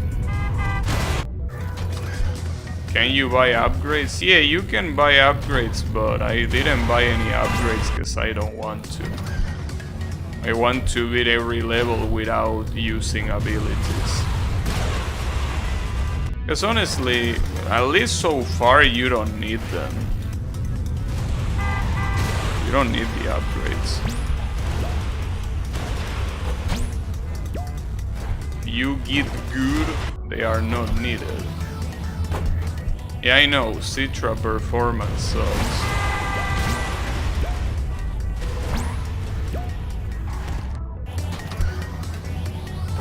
Impossible spell card run. I mean, if I were to use items here, I will assume that the levels will become quite easy. Well, items, I mean, upgrades. It will be very easy to beat these levels, I feel. I mean, they are already relatively easy to beat, you know. Just that there are some like this that are relatively harder, but they are still not that big of a deal. So, you know, want to preserve the... Oh, really? I'm gonna preserve the difficulty this way. It's kinda like when you play Pokemon and you start using the legendaries you caught, right? Like, you don't really want to make that game easier than it already is, you know?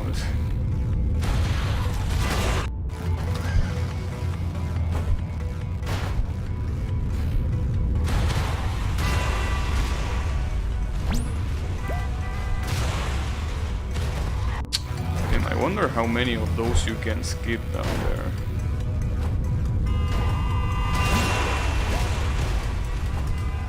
Seems like you can skip like 3 of these. Yeah, I could skip 3 probably. It's a little bit rough though. I got crushed. It does seem like every last level is quite hard. Every last level of the sections. Well, not every. Like the first sections obviously were not a problem, but...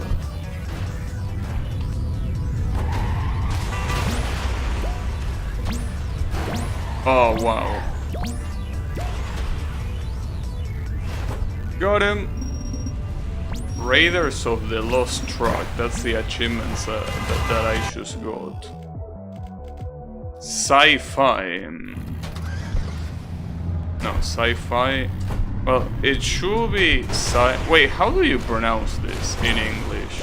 Is it sci-fi or sci-fi? Because I mean, the word is fiction, right? Sci will make sense because it's science. So is it sci-fi or sci-fi? How do you say it?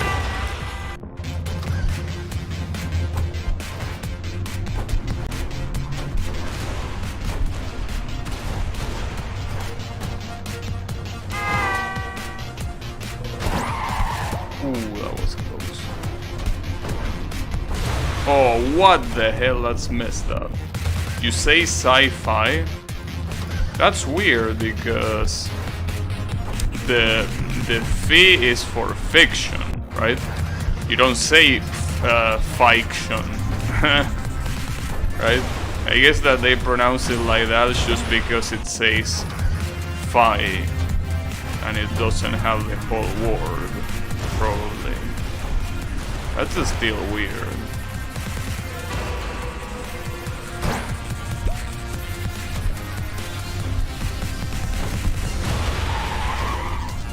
Stay there and go.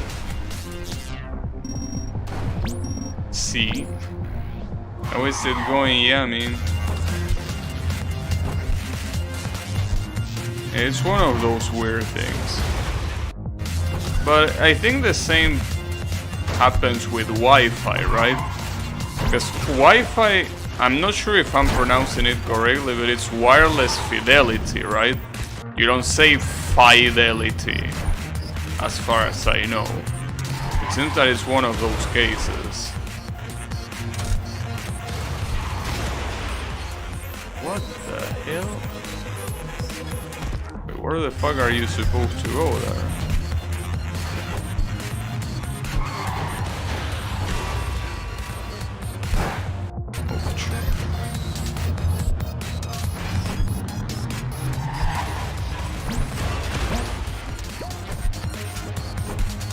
I guess I'm gonna... Oh, wait, but yeah, that boosts you up, but it boosts you straight to a ceiling. Doesn't seem very useful.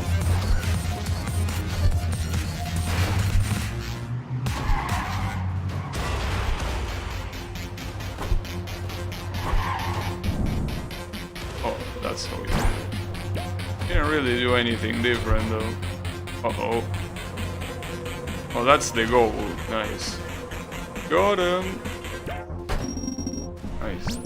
That was a pretty good level, honestly. These sci-fi levels are very amusing.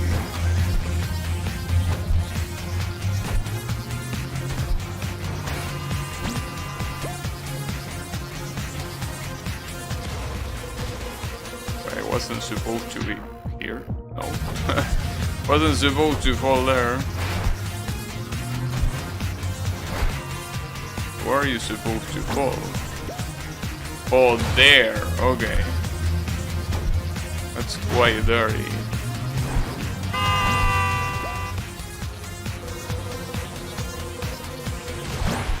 I think you need to use the trucks in the air to propel yourself. So otherwise, I don't think you can make the jump by yourself. But it's a very fucked up angle. Very, very fucked up. I'm gonna chill here. It's such a fucked up angle.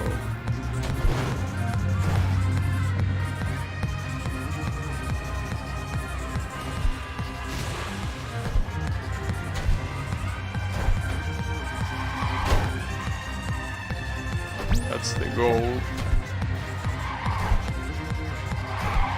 Got it. Nice. Oh, what the hell? This asshole is throwing missiles. Damn. The effect of those missiles has a lot of blur. Like, damn, it has so much blur that I can't even tell where I am. Doesn't seem like the missile really aims at me. I think that it aims... Well, does it even aim is the question. What if I just chill in one of these? What you gonna do?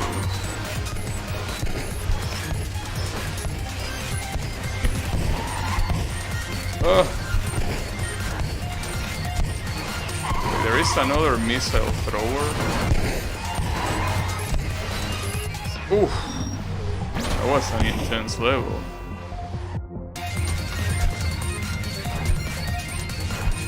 Oh, speaking of missiles, I think the missiles by themselves actually don't kill you. That's the funny thing. The missiles are only here to fuck up your vision and to fuck up the trucks.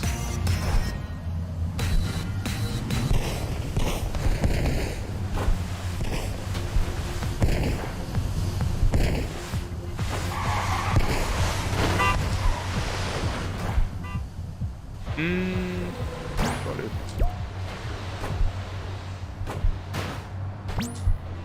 Uh-oh. I should have gone straight for the hole. Kinda fucked up.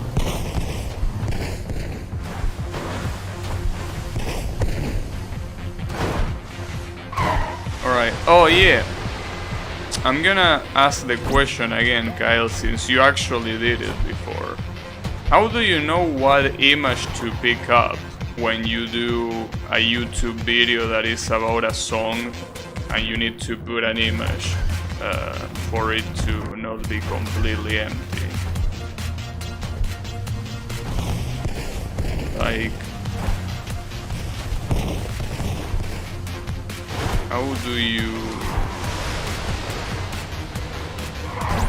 you choose it? Or do you just not give a fuck and grab the first image that appears?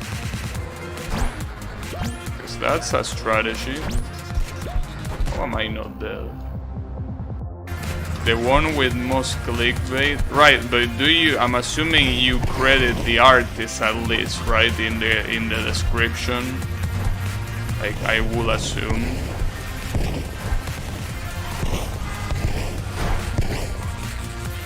I will assume. There was one where Marisa showed all of her legs. I was outraged, so I had to click on it and report the channel. What? Then why will you do it yourself? Hey, hi, Baby, how is it going? Grown-ups can sauce themselves? Right, but no. See, like, you're misunderstanding the... Okay, like, yeah. It's nice to be able to tell other people where you found the image. But I was thinking more about the creator themselves, right? Like, you know, if they wanted to, I'm pretty sure they can be like, hey, you're using my image without permission and you're not even crediting me, right? And they could take out your video, right?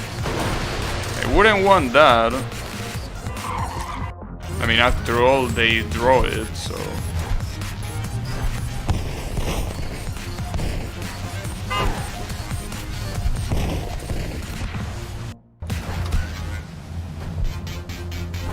That source of the artist is still illegal since it's not fair use.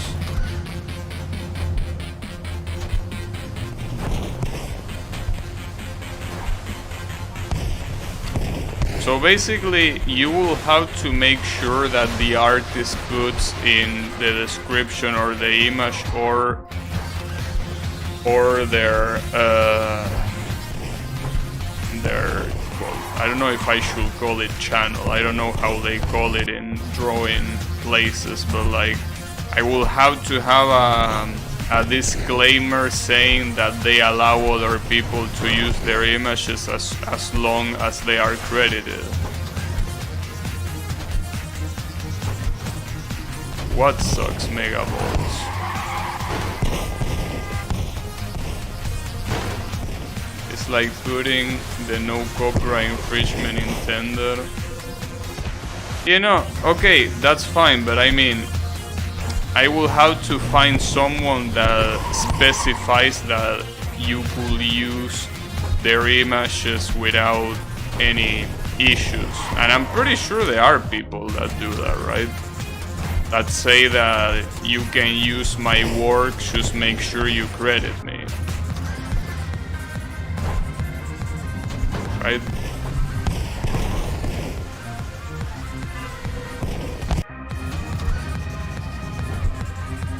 Well, at least I know that that's how it is for songs. Like, there are some places where people post their songs. Well, songs and actually a lot of video game assets like sprites and shit, and they are like, yeah, you can freely use this, but you need to credit me. And that's it, like you should credit the artist and you can freely use that however the fuck you want.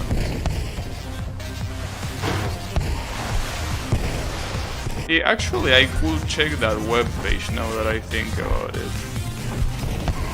See if I could get something out of it.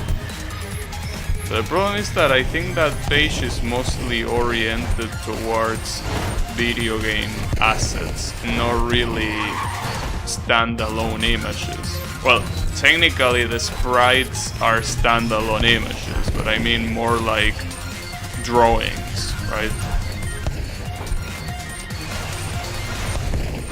So, I don't know, I will have to search for it, but dude, I'm pretty sure there has to be a web page that artists use that you can, you know,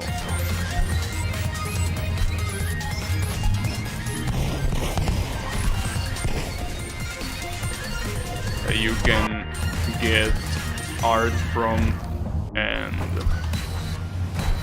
and not have any risk of running into legal trouble, right?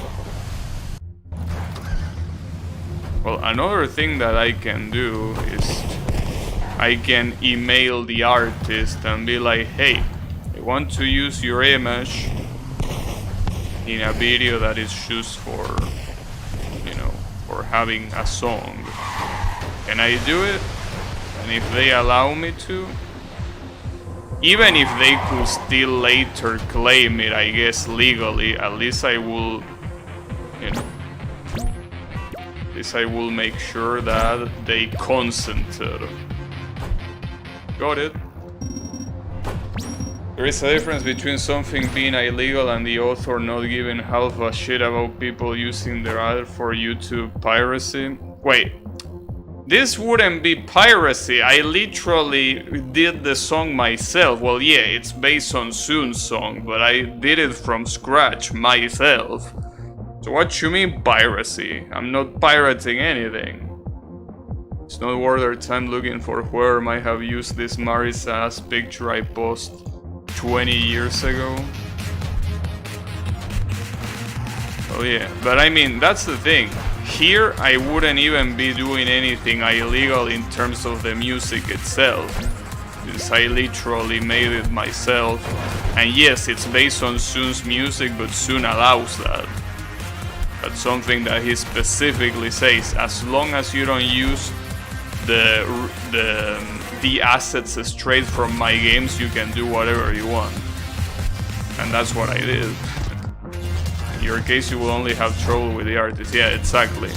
So I have two ways of going through this. The first one will be checking in a page that is specifically, because I gotta assume that there is a page that exists where artists can post images that are loyalty free, the same way that people post music that is loyalty free.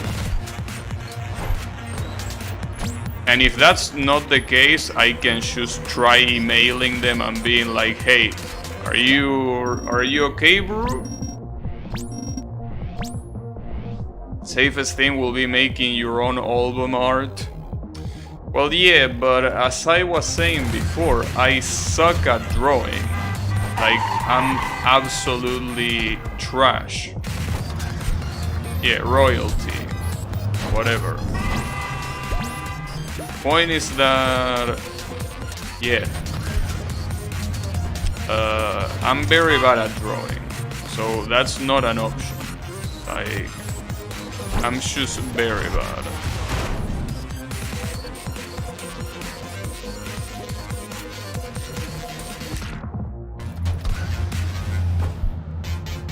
What if you draw Cerno? Will you see yourself drawing Cerno, Kyle? Maybe I could ask Bravi. Bravi actually is drawing. I don't know.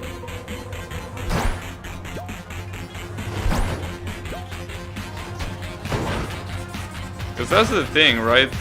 The one thing that I thought of is... oh, wait, what? Where am I going? Wait, where am I supposed to go here? I see no gold. Oh, you son of a bitch. Like... I think the best way of doing it is basically going for, you know, an artist that, well, I don't know if I should call myself an artist, but that's just like me, nobody knows about, right? So that way, I think that we will both benefit the same way, right? Ah, fuck me, dude. I don't think I can draw an album art. Wait, what you mean album art? Like, that's the second time you mention it, but I'm not sure what you mean by album art. You wouldn't need to draw a whole album, you will just need to draw an image. You want something simple looking like SSC, I don't know what that is. Now, initially, my idea was to go for a Cerno image that was, like, you know, this cute image that was like super simplistic. Not really chibi, but something that was like a very simple silhouette. Just obviously having Draynoth's dress and wings, right? With a happy face. And maybe like a heart on the side. I think that even doing something like that requires it looking good. I mean, it looking good, yeah, but I mean the artist being very talented. It's just not easy to draw something that looks very good. It's super hard. You're supposed to use this truck to launch yourself to the exit. Gary Oshi naughty face. That will be terrible. That will be terrible. Absolutely terrible.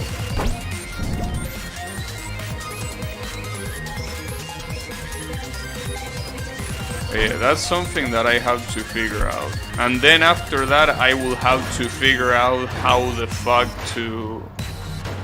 or what's the best way to make the video itself. So then... And I thought that making the song will be the hardest thing. There are some other things that are just as hard. Well, the good thing is that once I figure it out, I guess that for the other ones it's gonna be easier. If I end up making more songs, which is my plan. I want to make more songs. I want to make a lot of songs. But, you know, they take time. This one took me 1 week and a half.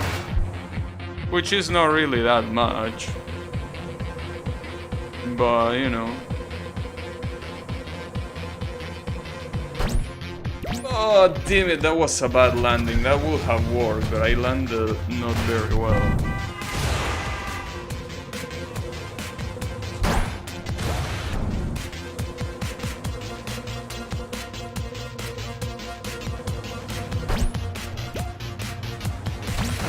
But, you know, at least it's done. Because I was fearing, you know, one of the most possible things to happen during the making of anything that has artistic value, right? Like, the hardest thing, regardless, and finally, is finishing it. Because starting an artistic project is super easy, but the problem is finishing it. So I'm glad that I was able to at least finish it. Now the only thing left, as I said, is uploading it. But at least the core part is done. But yeah, I want to upload it to YouTube first. I want to do that. I was also thinking about SoundCloud. But, like, nobody gives a shit about SoundCloud, right? And besides, I'm pretty sure that SoundCloud is more for things that you did. Like, I don't think it's that fitting for remixes, I guess. Or, well, I guess it might be. What's your circle name? Not a circle. But if I had a circle name, it would be Gabi Oshi, obviously. Without a doubt. Gabi Oshi will definitely be the name.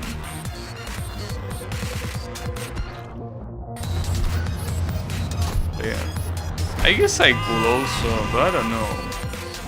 What, SoundCloud is a bad idea? But isn't there where everyone uploads their shit? I mean, a lot of like not big artists upload their shit there. Because obviously you wouldn't put it on fucking Spotify, right? So SoundCloud seems like a good idea for those that are small. Then again, I don't think that this is fitting for this particular situation, because what I'm doing is just I'm remixing something that someone else did.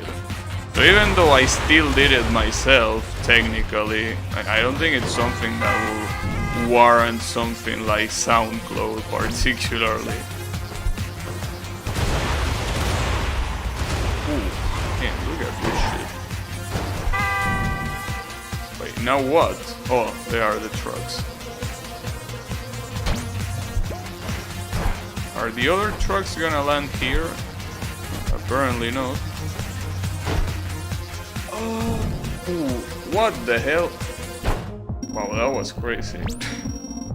It's where everyone uploads their shit and where everyone doesn't listen to it. Right, but I think that the purpose of SoundCloud is that other people, like if someone tries to copy your shit, like what copy, I mean steal your shit, like you could be like, hey, I made this first, this is the proof. Then again, in my case, I wouldn't feel good about doing that because this is you know, again, I base myself off of an existing song. So calling it my song will be an exaggeration, to say the least. I mean, regardless of the quality, because obviously I don't think that the song is anything special. But regardless of that, it's still something that is not fully mine, you know. Something says wait for it. Wait for what? I don't think I was supposed to wait for it.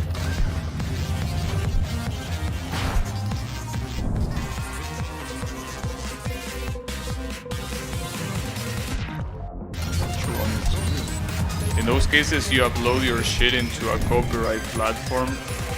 Right, but isn't SoundCloud that? Isn't SoundCloud a copyright platform?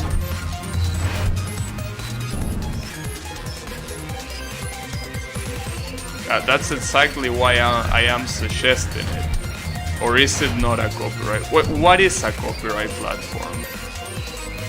I think that's a better question. If you mean something like Spotify, then it clearly is not worth it to get it into Spotify.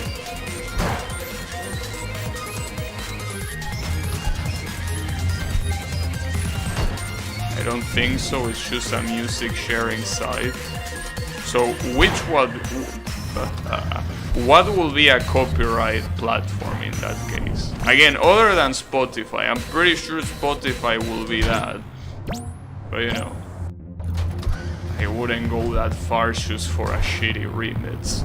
That is not even that good, you know.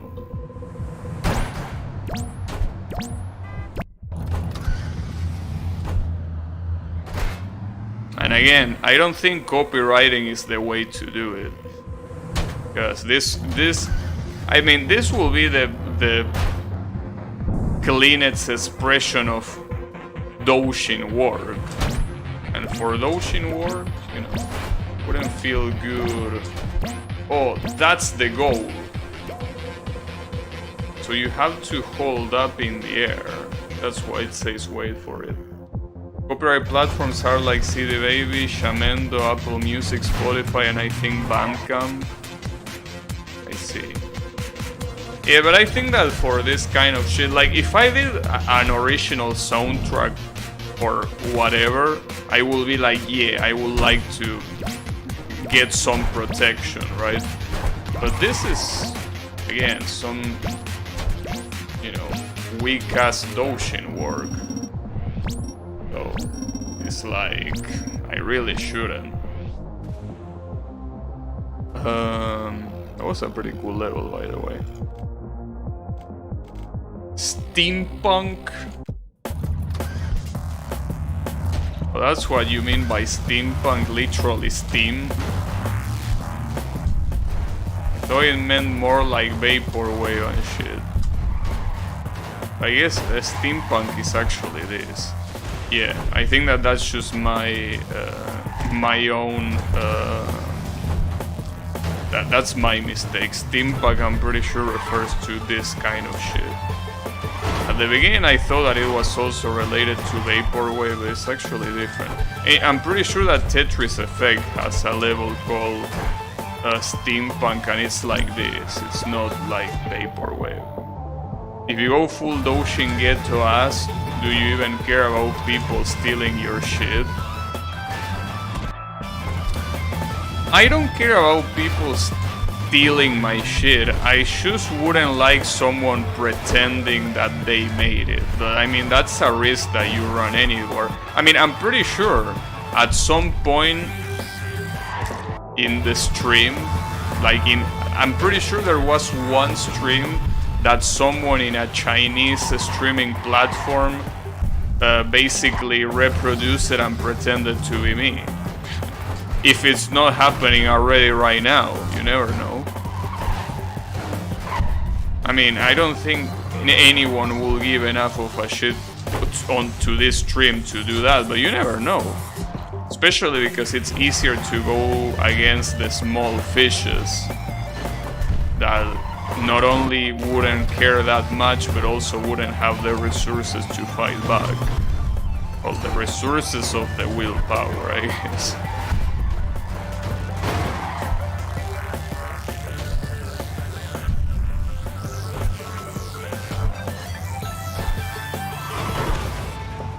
As long as you have the first upload on YouTube, then you should be good. Trying to stop the Chinese from doing illegal things is like fighting in the sea. Well, I mean, I was also thinking about the fact that, yeah, I have... Oh, it saved gold, son of a bitch. Literal gold, then. Yeah, I thought about the upload thing, but I seen, like, for example... I think there is a video that PewDiePie released, that PewDiePie uploaded, and the video was about, like, apparently he did a song, and someone with YouTube's copyright system claimed that it was from whatever group it was claimed. So because, oh, the goal is, you son of a bitch. That's fucked up. But yeah, the thing is, like, anyone can basically just claim that your work is theirs. And if they have the tools for it, they will do it. Obviously, PewDiePie is someone famous, so targeting him is something that will make more sense, but regardless, I mean, make more sense. It's still wrong. I'm just saying that that's where these assholes will go against. But yeah.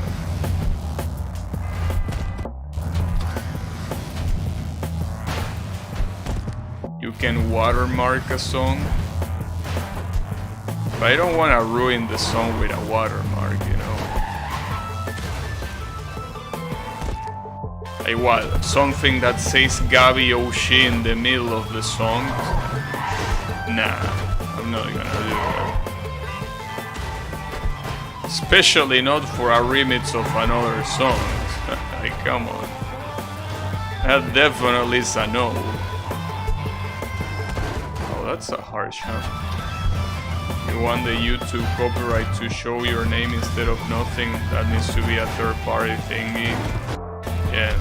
Yeah, but that's the thing. I wouldn't even want that. Like, I wouldn't want it to be copyrighted. But I don't think there is any way to be like, hey, I did this. I want this to be free for everyone. And nobody pretending that they did it. But, you know, that's basically a utopian request. Because as long as there's someone that wants to do it, they are gonna do it. But then again, it's not like it's not like it's that big of a deal anyways. Because again, it's not even something original, it's something that I'm quote-unquote copying from someone else, you know. Because of that,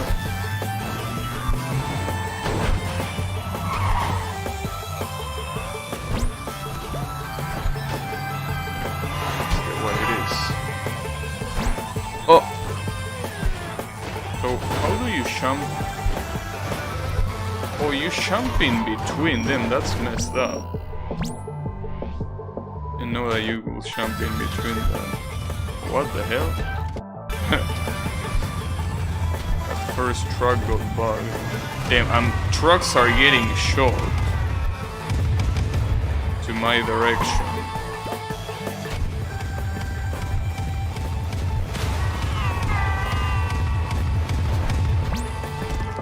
Isn't there a license for code that works like that? Yeah, it's the GNU general license. The one that is used for open source projects, yeah, but I mean, I don't think that applies to songs. And if it applies to songs, you will need to do more than just adding that to the description. But yeah, again, I don't think this is even that serious in the first place. I don't think this is something worthy of like trying really hard to copyright it, right?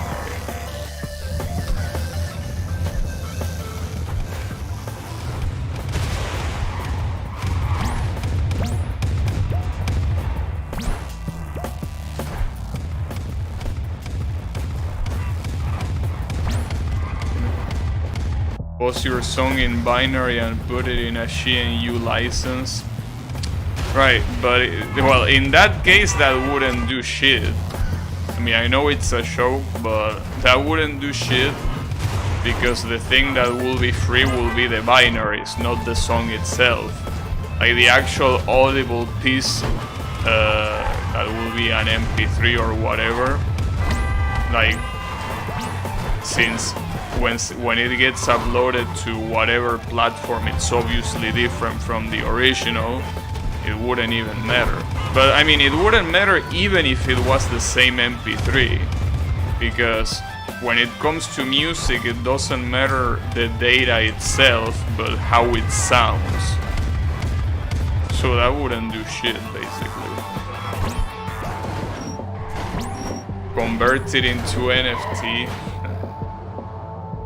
Compile the song yourself. I know, right? The code monkeys. You have the source code. Use a compiler, bitch. Yeah, that will be interesting. Well, technically, in this case, compiling it will be running it in the digital audio workstation. Like if I provide a project file, that will be the source code in this case. Nice. That will pretty much be the source code, and the MP3 obviously the binaries. Well, MP3 or whatever audio format. What the fuck? Oh, you have to be shitting me.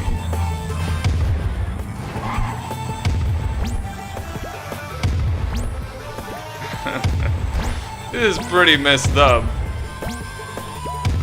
It's pretty interesting though. Oh! I thought I was gonna hit the ceiling.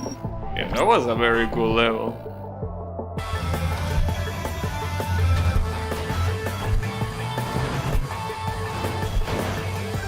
What is this? Wait, does this make the... I think this makes the trucks go faster. I think it does. Yeah. Well, there is a lot of things that I have to investigate then. First of all, what image I can use, and second of all, how do I record the video? That's gonna be annoying, but it's necessary. I guess it is necessary.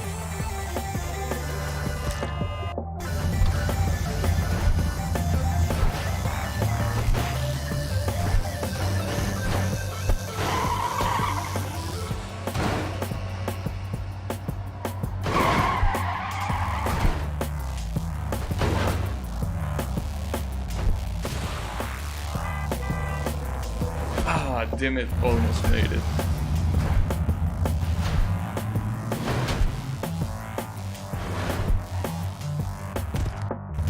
Now, what I really wonder if anyone is even gonna like the cover. And by like I don't mean pressing the like button, obviously. I mean like as in them enjoying it. I wonder. Because really it's nothing out of the ordinary. But you know. I wonder. I mean, it's pretty much the original song, but with different instruments and with a lot of the additional effect and background instruments gone. So I don't know how that will be like. But you know. I mean, what I expect is that it's just gonna be like But I mean, it doesn't matter. What matters is starting. Because even if this one sounds meh, maybe the song number 30 that I make is not gonna sound meh. That's the point. It's all about getting better. It's all about getting good. Obviously, I don't expect first one to be that impressive. Because you know, you can listen to your own song a lot of times, but you will still be biased, either against it or in favor of it, right? Same with any other artistic expression, like if you make a drawing, if you make a video game, if you make a movie, like you are biased towards your own work, whether it is for good or for bad. The only time you will truly know if it's good or not is when you know what's the general opinion. Well, obviously a general opinion doesn't mean that they know about the subject that they need to know, but you know, I think that a lot of times it's really not about knowing. When it comes to appreciating artistic expressions, I don't think you need to know. Like, it's either something you like or you don't like, and if the majority of people like it, then it's good. Because if you're gonna get technical, I don't think art is something that should get technical. At least not in the way you appreciate it. It gets technical in the making, but when it comes to appreciating it, the technical aspect, I mean, sure, it's something that you can bring up as a positive or a negative point, but I think it all matters if people enjoy it or not. That's the real quality seal. As much as I'm not saying that popular equals good, but at the same time, the technical merits can only go so far, you know.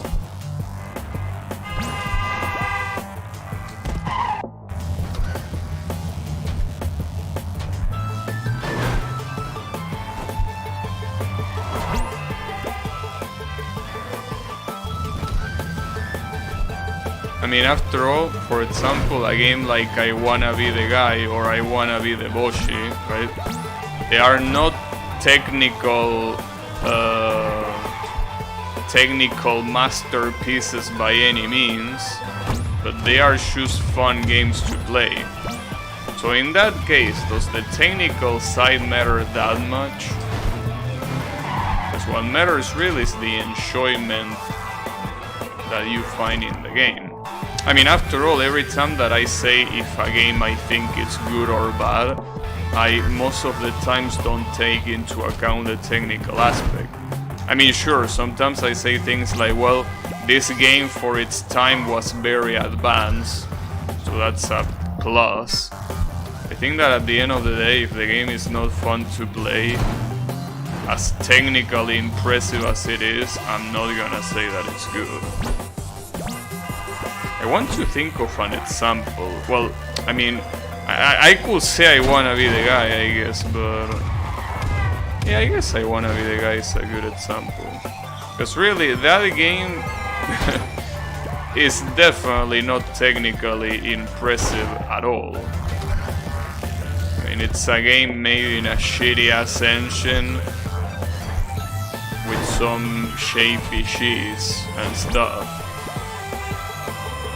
Everything that wasn't even made by the author itself, the author just took it from the games that those things were from, including the music, right? You know, the game is super fun to play, so that really doesn't matter.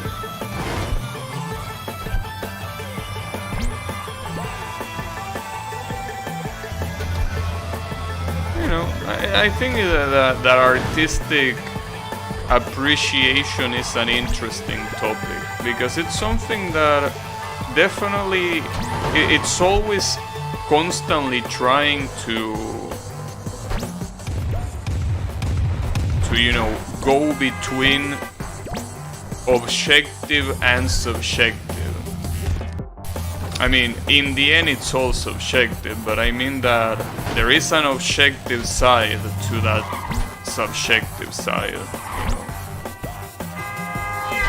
They are both there.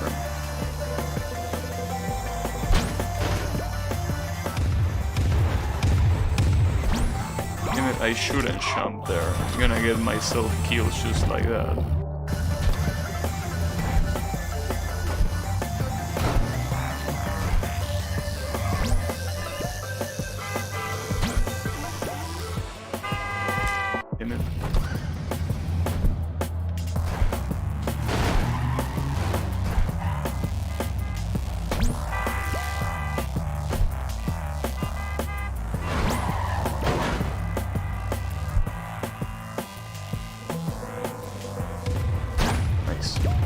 Okay, stay here, don't jump. Oh, now jump. The problem is that one of these trucks... Are you gonna make it?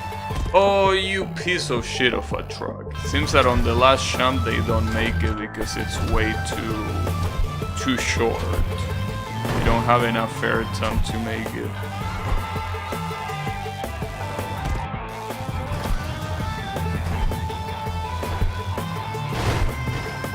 Now that I think about it, I kinda remember seeing this game in a speedrun at some point. I remember that the Twitch interaction was enabled, because this game has Twitch interactions.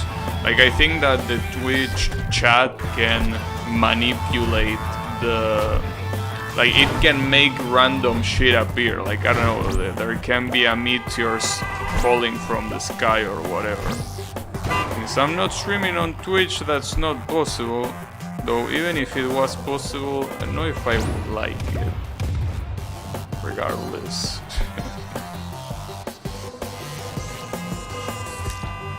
That truck got fucked in the middle. Maybe I actually have to hurry up a little bit more, instead of staying in the trucks for so long.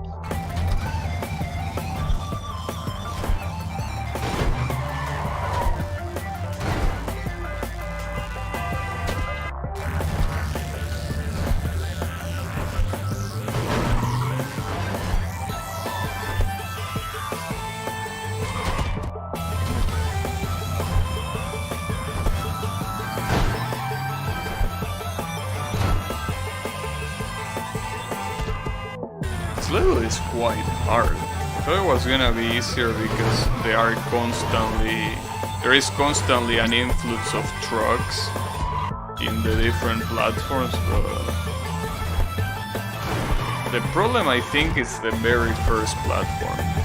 Because in this first jump, there are no additional trucks as far as I know.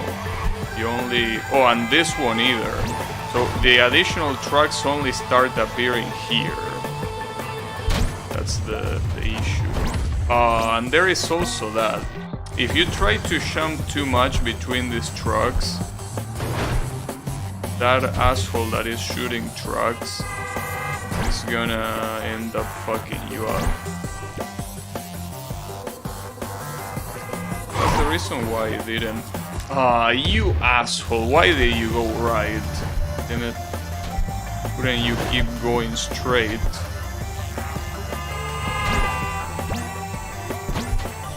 Wow, I got super lucky. Damn, okay. Damn it, that would have been an amazing run if I finished it.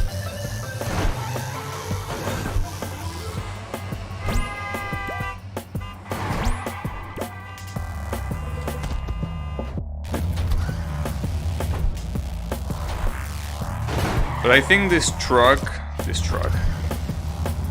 gimmick where the trucks go faster is very hard. Because it's very hard to keep up with them if you don't have momentum. With momentum you can do it, but if you want momentum, you need to constantly jump. You can't just stay still, obviously.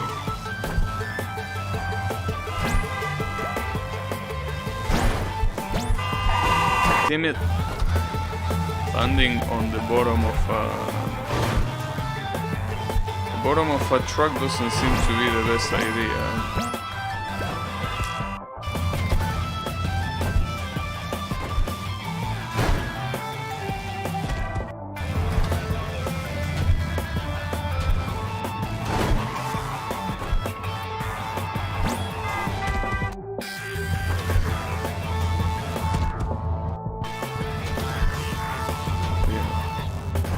I also wonder how long is the game,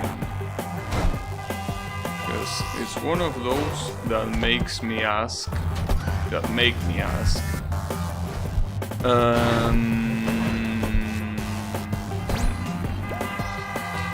if I should try hard to beat the game today or if I should leave it for a different stream.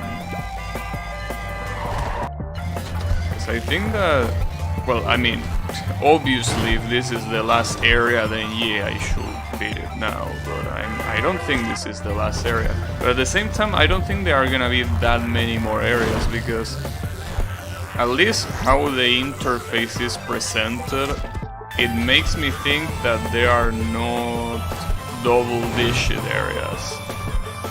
If there are no double-digit areas, there can't be that many more.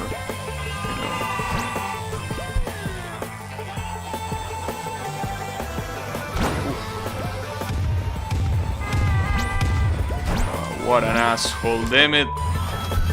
That truck shooter is a fucking bitch.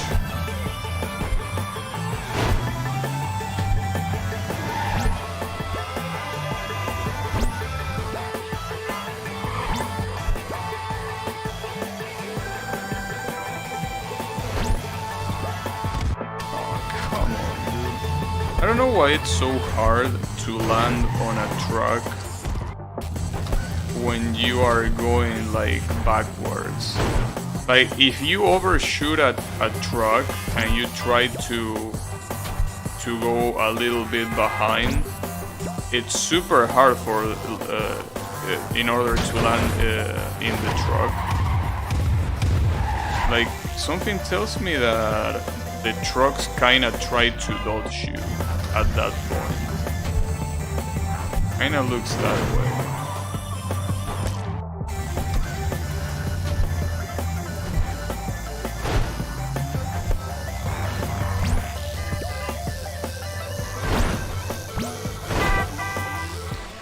Ooh, damn, I got very lucky there. Well, to be fair, that shit only starts shooting when you're pretty much there. Ah, fuck. Damn. Actually, my left hand is getting quite white sore. It reminds me of when I'm playing Osu. Can't believe it. I guess I'm not used to play with mouse and keyboard at all. Or at least not FPS games.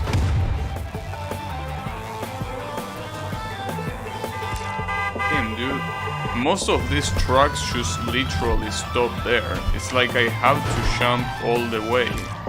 So otherwise those trucks that land there are just not reliable at all.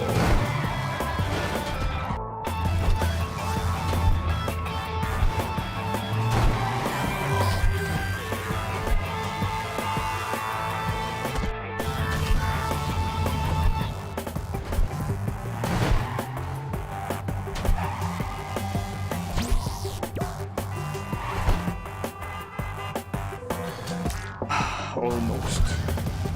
Yeah, the biggest problem here is how fast the trucks are going because of this gimmick. That's what makes the level so hard. Damn. Finally able to land on a truck by going back. Can't believe it. I can't believe I just died like that. I was looking at the trucks and I was already looking at the truck I was gonna land. I didn't even pay attention. There was that big ass... Oh, that's the truck shooter. I didn't even pay attention to it.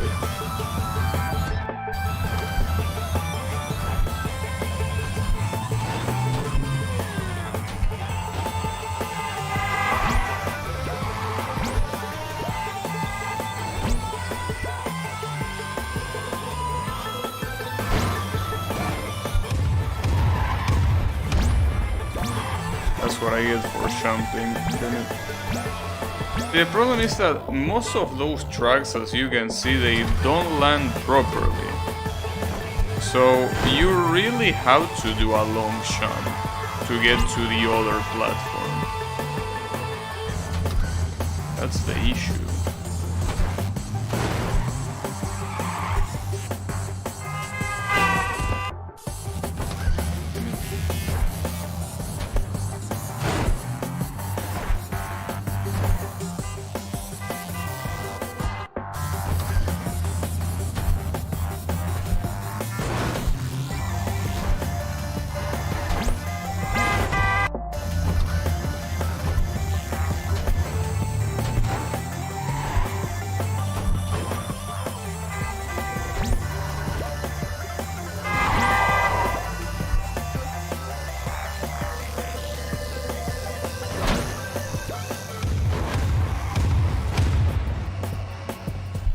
Still gonna trust.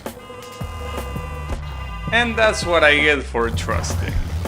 Honestly, what I should do, instead of waiting for them to land, is staying above them while they are in the air, and before they land, jump forward. I think that's the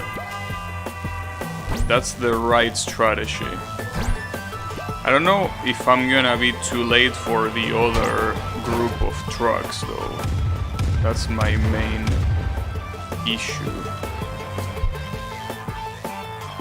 Yeah, see, that's the problem. If you wait too long to jump, the other trucks just stay so in front of you that it's super hard to catch up.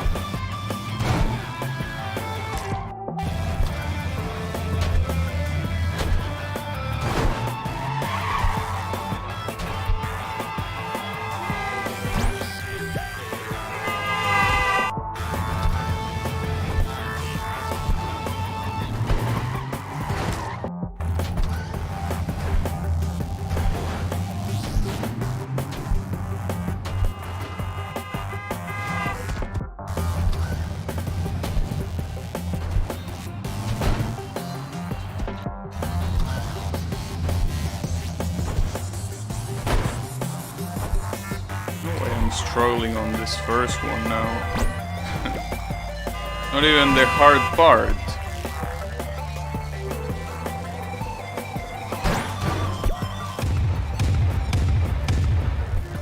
Oh, I might make it.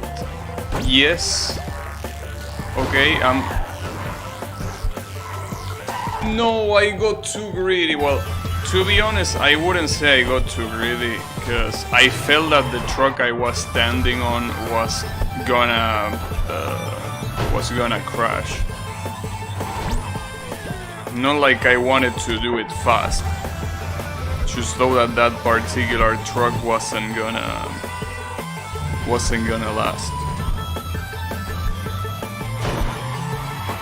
Damn, these assholes are already crashing at the beginning. My god damn. They're gonna crash like that. Wait until the damn hard part at least.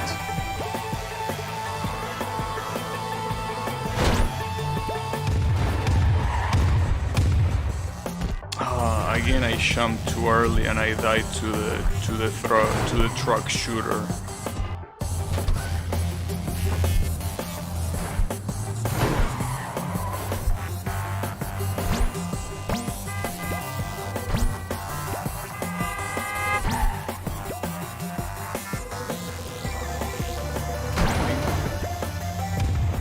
I might be a little bit behind this, unfortunately. That's a bad idea. Has your requester shown up yet? You mean Draynoth? But Draynoth is not really the requester. He just recommended this game to me. He didn't request, hey, will you play this on stream? No, he say, hey, have you checked this game out? And I'm like, no, alright, we'll check it out at some point. But yeah, he didn't show up, but it's okay, he doesn't need to show up. Besides, the video is always available. So, you know, it's a yikes. Why is it a yikes? Come on, dude. You think that people are gonna be thinking about you 24/7? Hey, come on. I mean, you're not the center of the universe. And by you, I mean me. Like, I'm not the center of the universe. Draynoth is not thinking about me all day. Differently from you, I mean. I know it's hard for you to relate, but yeah, some people don't think about me 24/7. Believe it or not.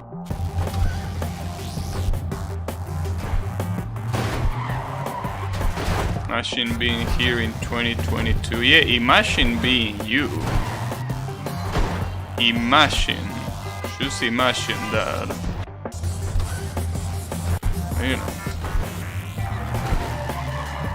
All I'm gonna tell you is that self-deprecation that you're giving to yourself is not gonna do you good in the long run.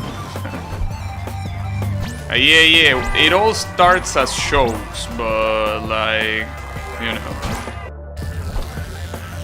you don't wanna go that route. I mean, you already did that with Genshin Impact, but like, come on.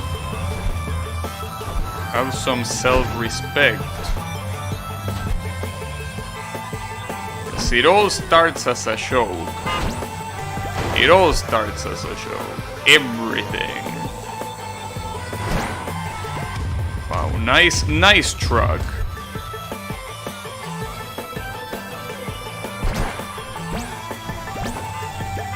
Yeah, I can chill here. Very good idea.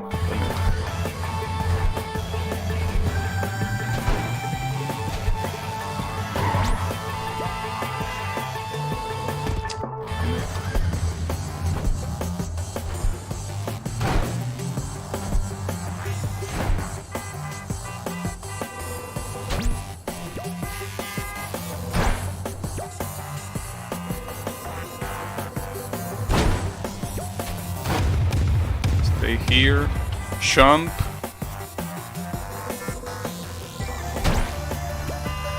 Okay, I'm gonna stay here. I really hope these assholes don't crash. There you go. Okay, my hand is starting to hurt, dude. My hand is actually starting to hurt.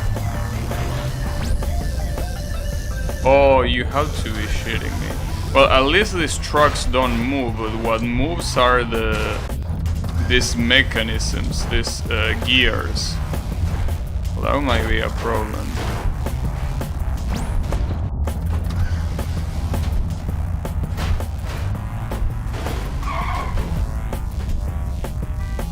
And also I should realize, this is zone number 8.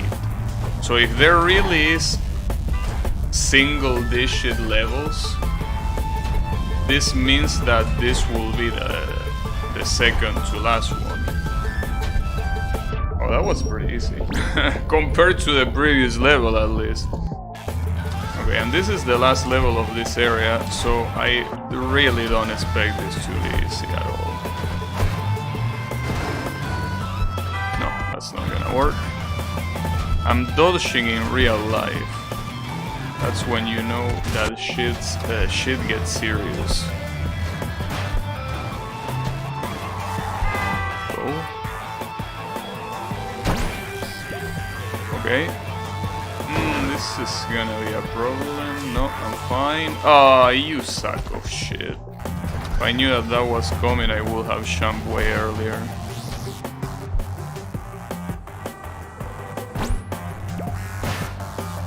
I think it's a good idea to keep advancing here.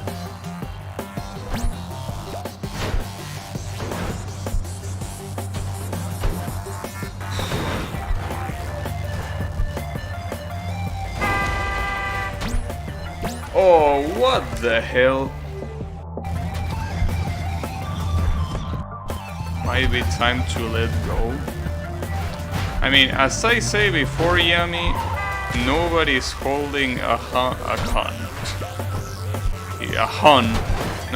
gun to your head, so I always say, maybe a better idea to not watch. So, just saying, you can still do whatever you want, but just like, well, the same thing that happened with Genshin Impact, right? You were bitching non-stop about Genshin Impact being a piece of shit.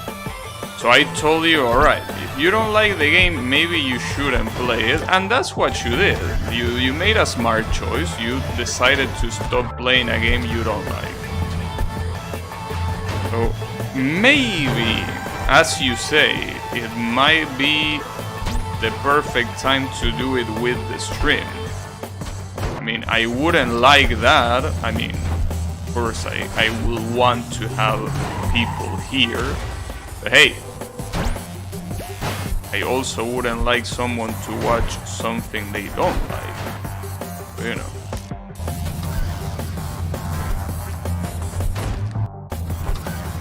There's something you don't like. Well, that goes kinda in reverse of the popular phrase. Like, if you like something, you let it go. Well, no, I am the reverse. If you don't like something, it's probably better to let it go. Which is obvious. I don't think that concept is very obvious to you, considering your past with Genshin Impact. I'm just saying, it might be a good idea. I don't know. Just as a suggestion. You don't have to take it, obviously, but you know.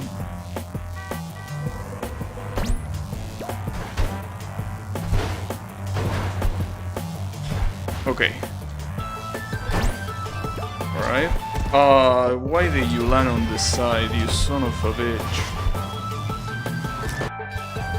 Gami is terco. How will you translate terco? It will be like stubborn, right? Yeah, stubborn. That's the perfect word for it. Stubborn. Yeah. Yeah, stubborn. That's actually the perfect word to translate it.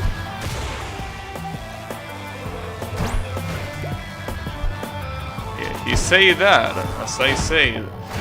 But Yami is stubborn, damn it.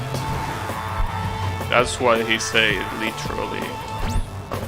I guess not literally, but I mean, it's my localization.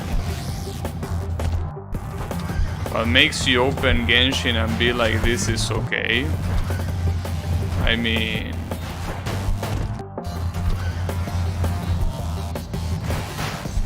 I don't know. I like the way it looks.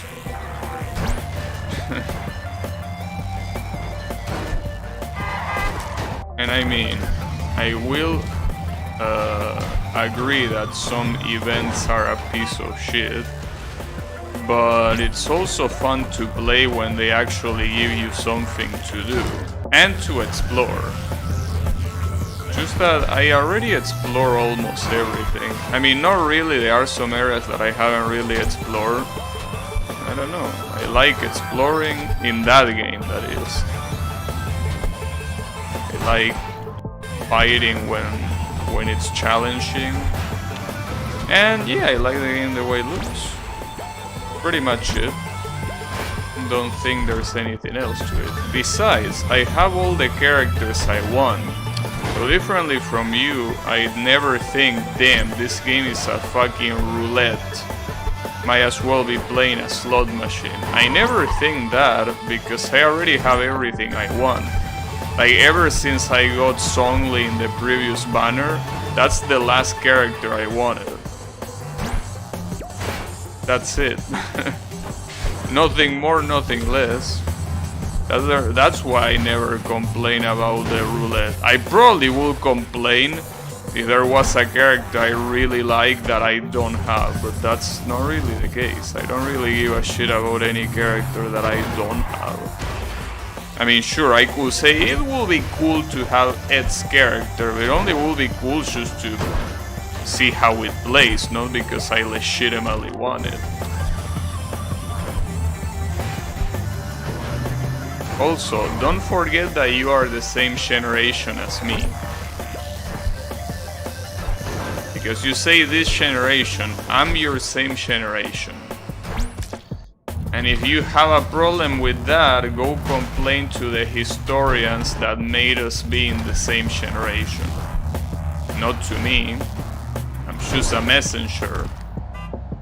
How... What?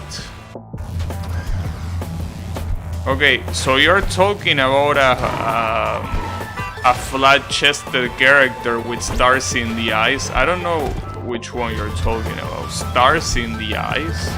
You mean in Genshin Impact? I don't think there's anyone with stars in the eyes. Right?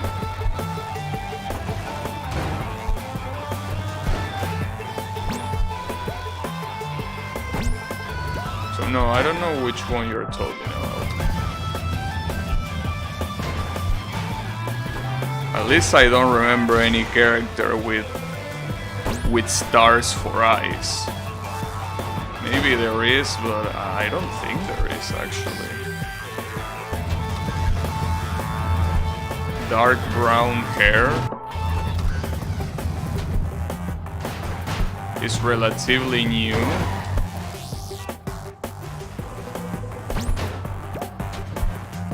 Dark brown hair, it's relatively new and it has stars in the eyes.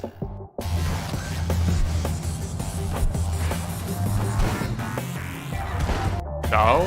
Oh, well, that's not new. That has like more than half a year. What you mean relatively new? Yeah, that's Hu Tao.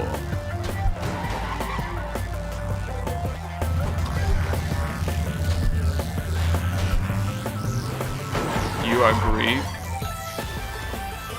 Yeah, it's called Hu Tao. She's supposed to be a funerary parlor or something. I mean, she's supposed to be the boss of the funerary parlor. She is the one that is in charge of that, and also likes to go selling her funerary services casually. I mean, that's the whole joke of the character, that she has no self-awareness, because no matter the situation, it's like, hey, wanna take part of our funerary services? You like her design? The design is cool. I don't like her personality though. She's a fucking bitch. Like, she's one of those characters that I cannot stand. And there aren't many characters in Genshin Impact that I don't stand personality-wise, but that's one of them. She's so fucking annoying.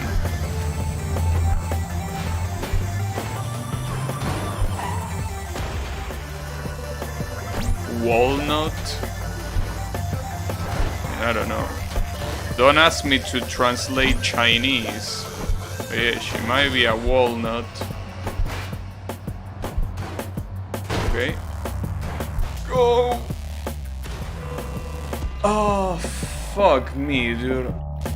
Problem is that those trucks not moving make this level quite hard, you know? At the end.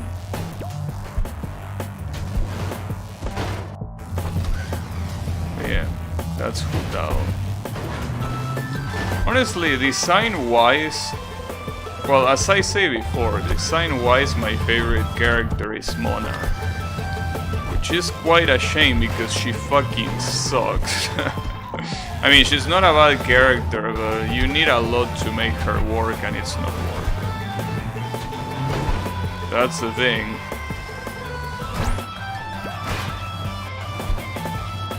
Oh yeah, Yami pulled for Hudao, I remember.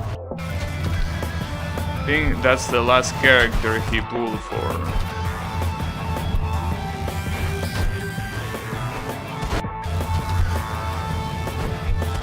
But yeah, design-wise, definitely Mona is my favorite, but yeah, she's not very good. The one where everyone draws her ass? I don't know, dude. I don't really watch, not really paying that much attention to Genshin fan art. But I guess, yeah. I mean, it's the one that has a pantyhose. Well, okay, there is two characters with that description. But the one that has a witch hat and a pantyhose, that's Mona. Because the other one will be Fischl. Fischl is not a witch. Though she's a very good character. Fischl. She's a good DPS. She can also stand on her own. Also, I wish there was a way to like forbid a specific person to say a word in chat. So it would be so good if I could forbid Yami from saying Genshin. It will be so good. But I don't think that's the case, unfortunately. Not even on Twitch. I mean, you could ban the word Genshin, but I don't want that. Just want to ban it for him. And you know, that will be a good... See? That will be a good feature, especially for people that care so much about political correctness, right? Like, you know, you could make it so only chatters that are black will say the N-word, right? That would be perfect. If you could make it so only black chatters could say the N-word, a lot of people that love bitching about that cannot complain. Now obviously, how will you prove you're black? Well, I mean, that's not my problem. You see, it will be a good addition for people that really give a shit about that sort of shit, right? I guess you have to tackle it this way. Because if you tackle it like, damn, someone in my chat is talking shit about Genshin, like, nobody will give a shit. But doing it this way is... I think that it's a good approach. Hell? Hell. Is this the last level? Something tells me that this is probably the last level. Well, the problem is that if this is the last level indeed, I will have to beat it today, because I wouldn't want to leave this for tomorrow. But I don't know how fast I can do this. That's the problem. That's always my problem with games that last around 4 hours. I never know if I should beat it on the first day or if I should wait for the second day. That's the issue. Like, if the game was shorter, it will be clear I will beat it on this stream. But if the game was longer, it will be clear I will beat it in the next stream. But I think this one is probably gonna take some time. This already doesn't look easy. So I think what I'm gonna do is I'm gonna leave this for tomorrow. Also, there are other modes. Custom maps, Halloween. Damn, really? No levels found. Oh. Oh, okay. So this, it takes you straight to the workshop. Alright. I will have to pass on that. But what about Halloween and... Oh, okay, perfect.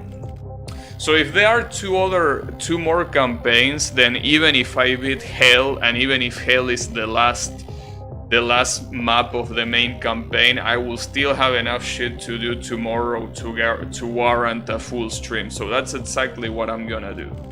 But yeah, and this game was pretty good. Honestly, I expected that when I saw it on Steam. Like, it's the kind of game I would like, obviously.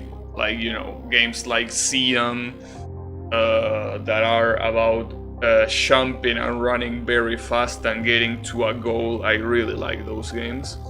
So, in fact, I think that Draynoth recommended me this game around the time that I was playing Sion. I'm pretty sure. Maybe a little bit later, actually. Maybe when I was playing...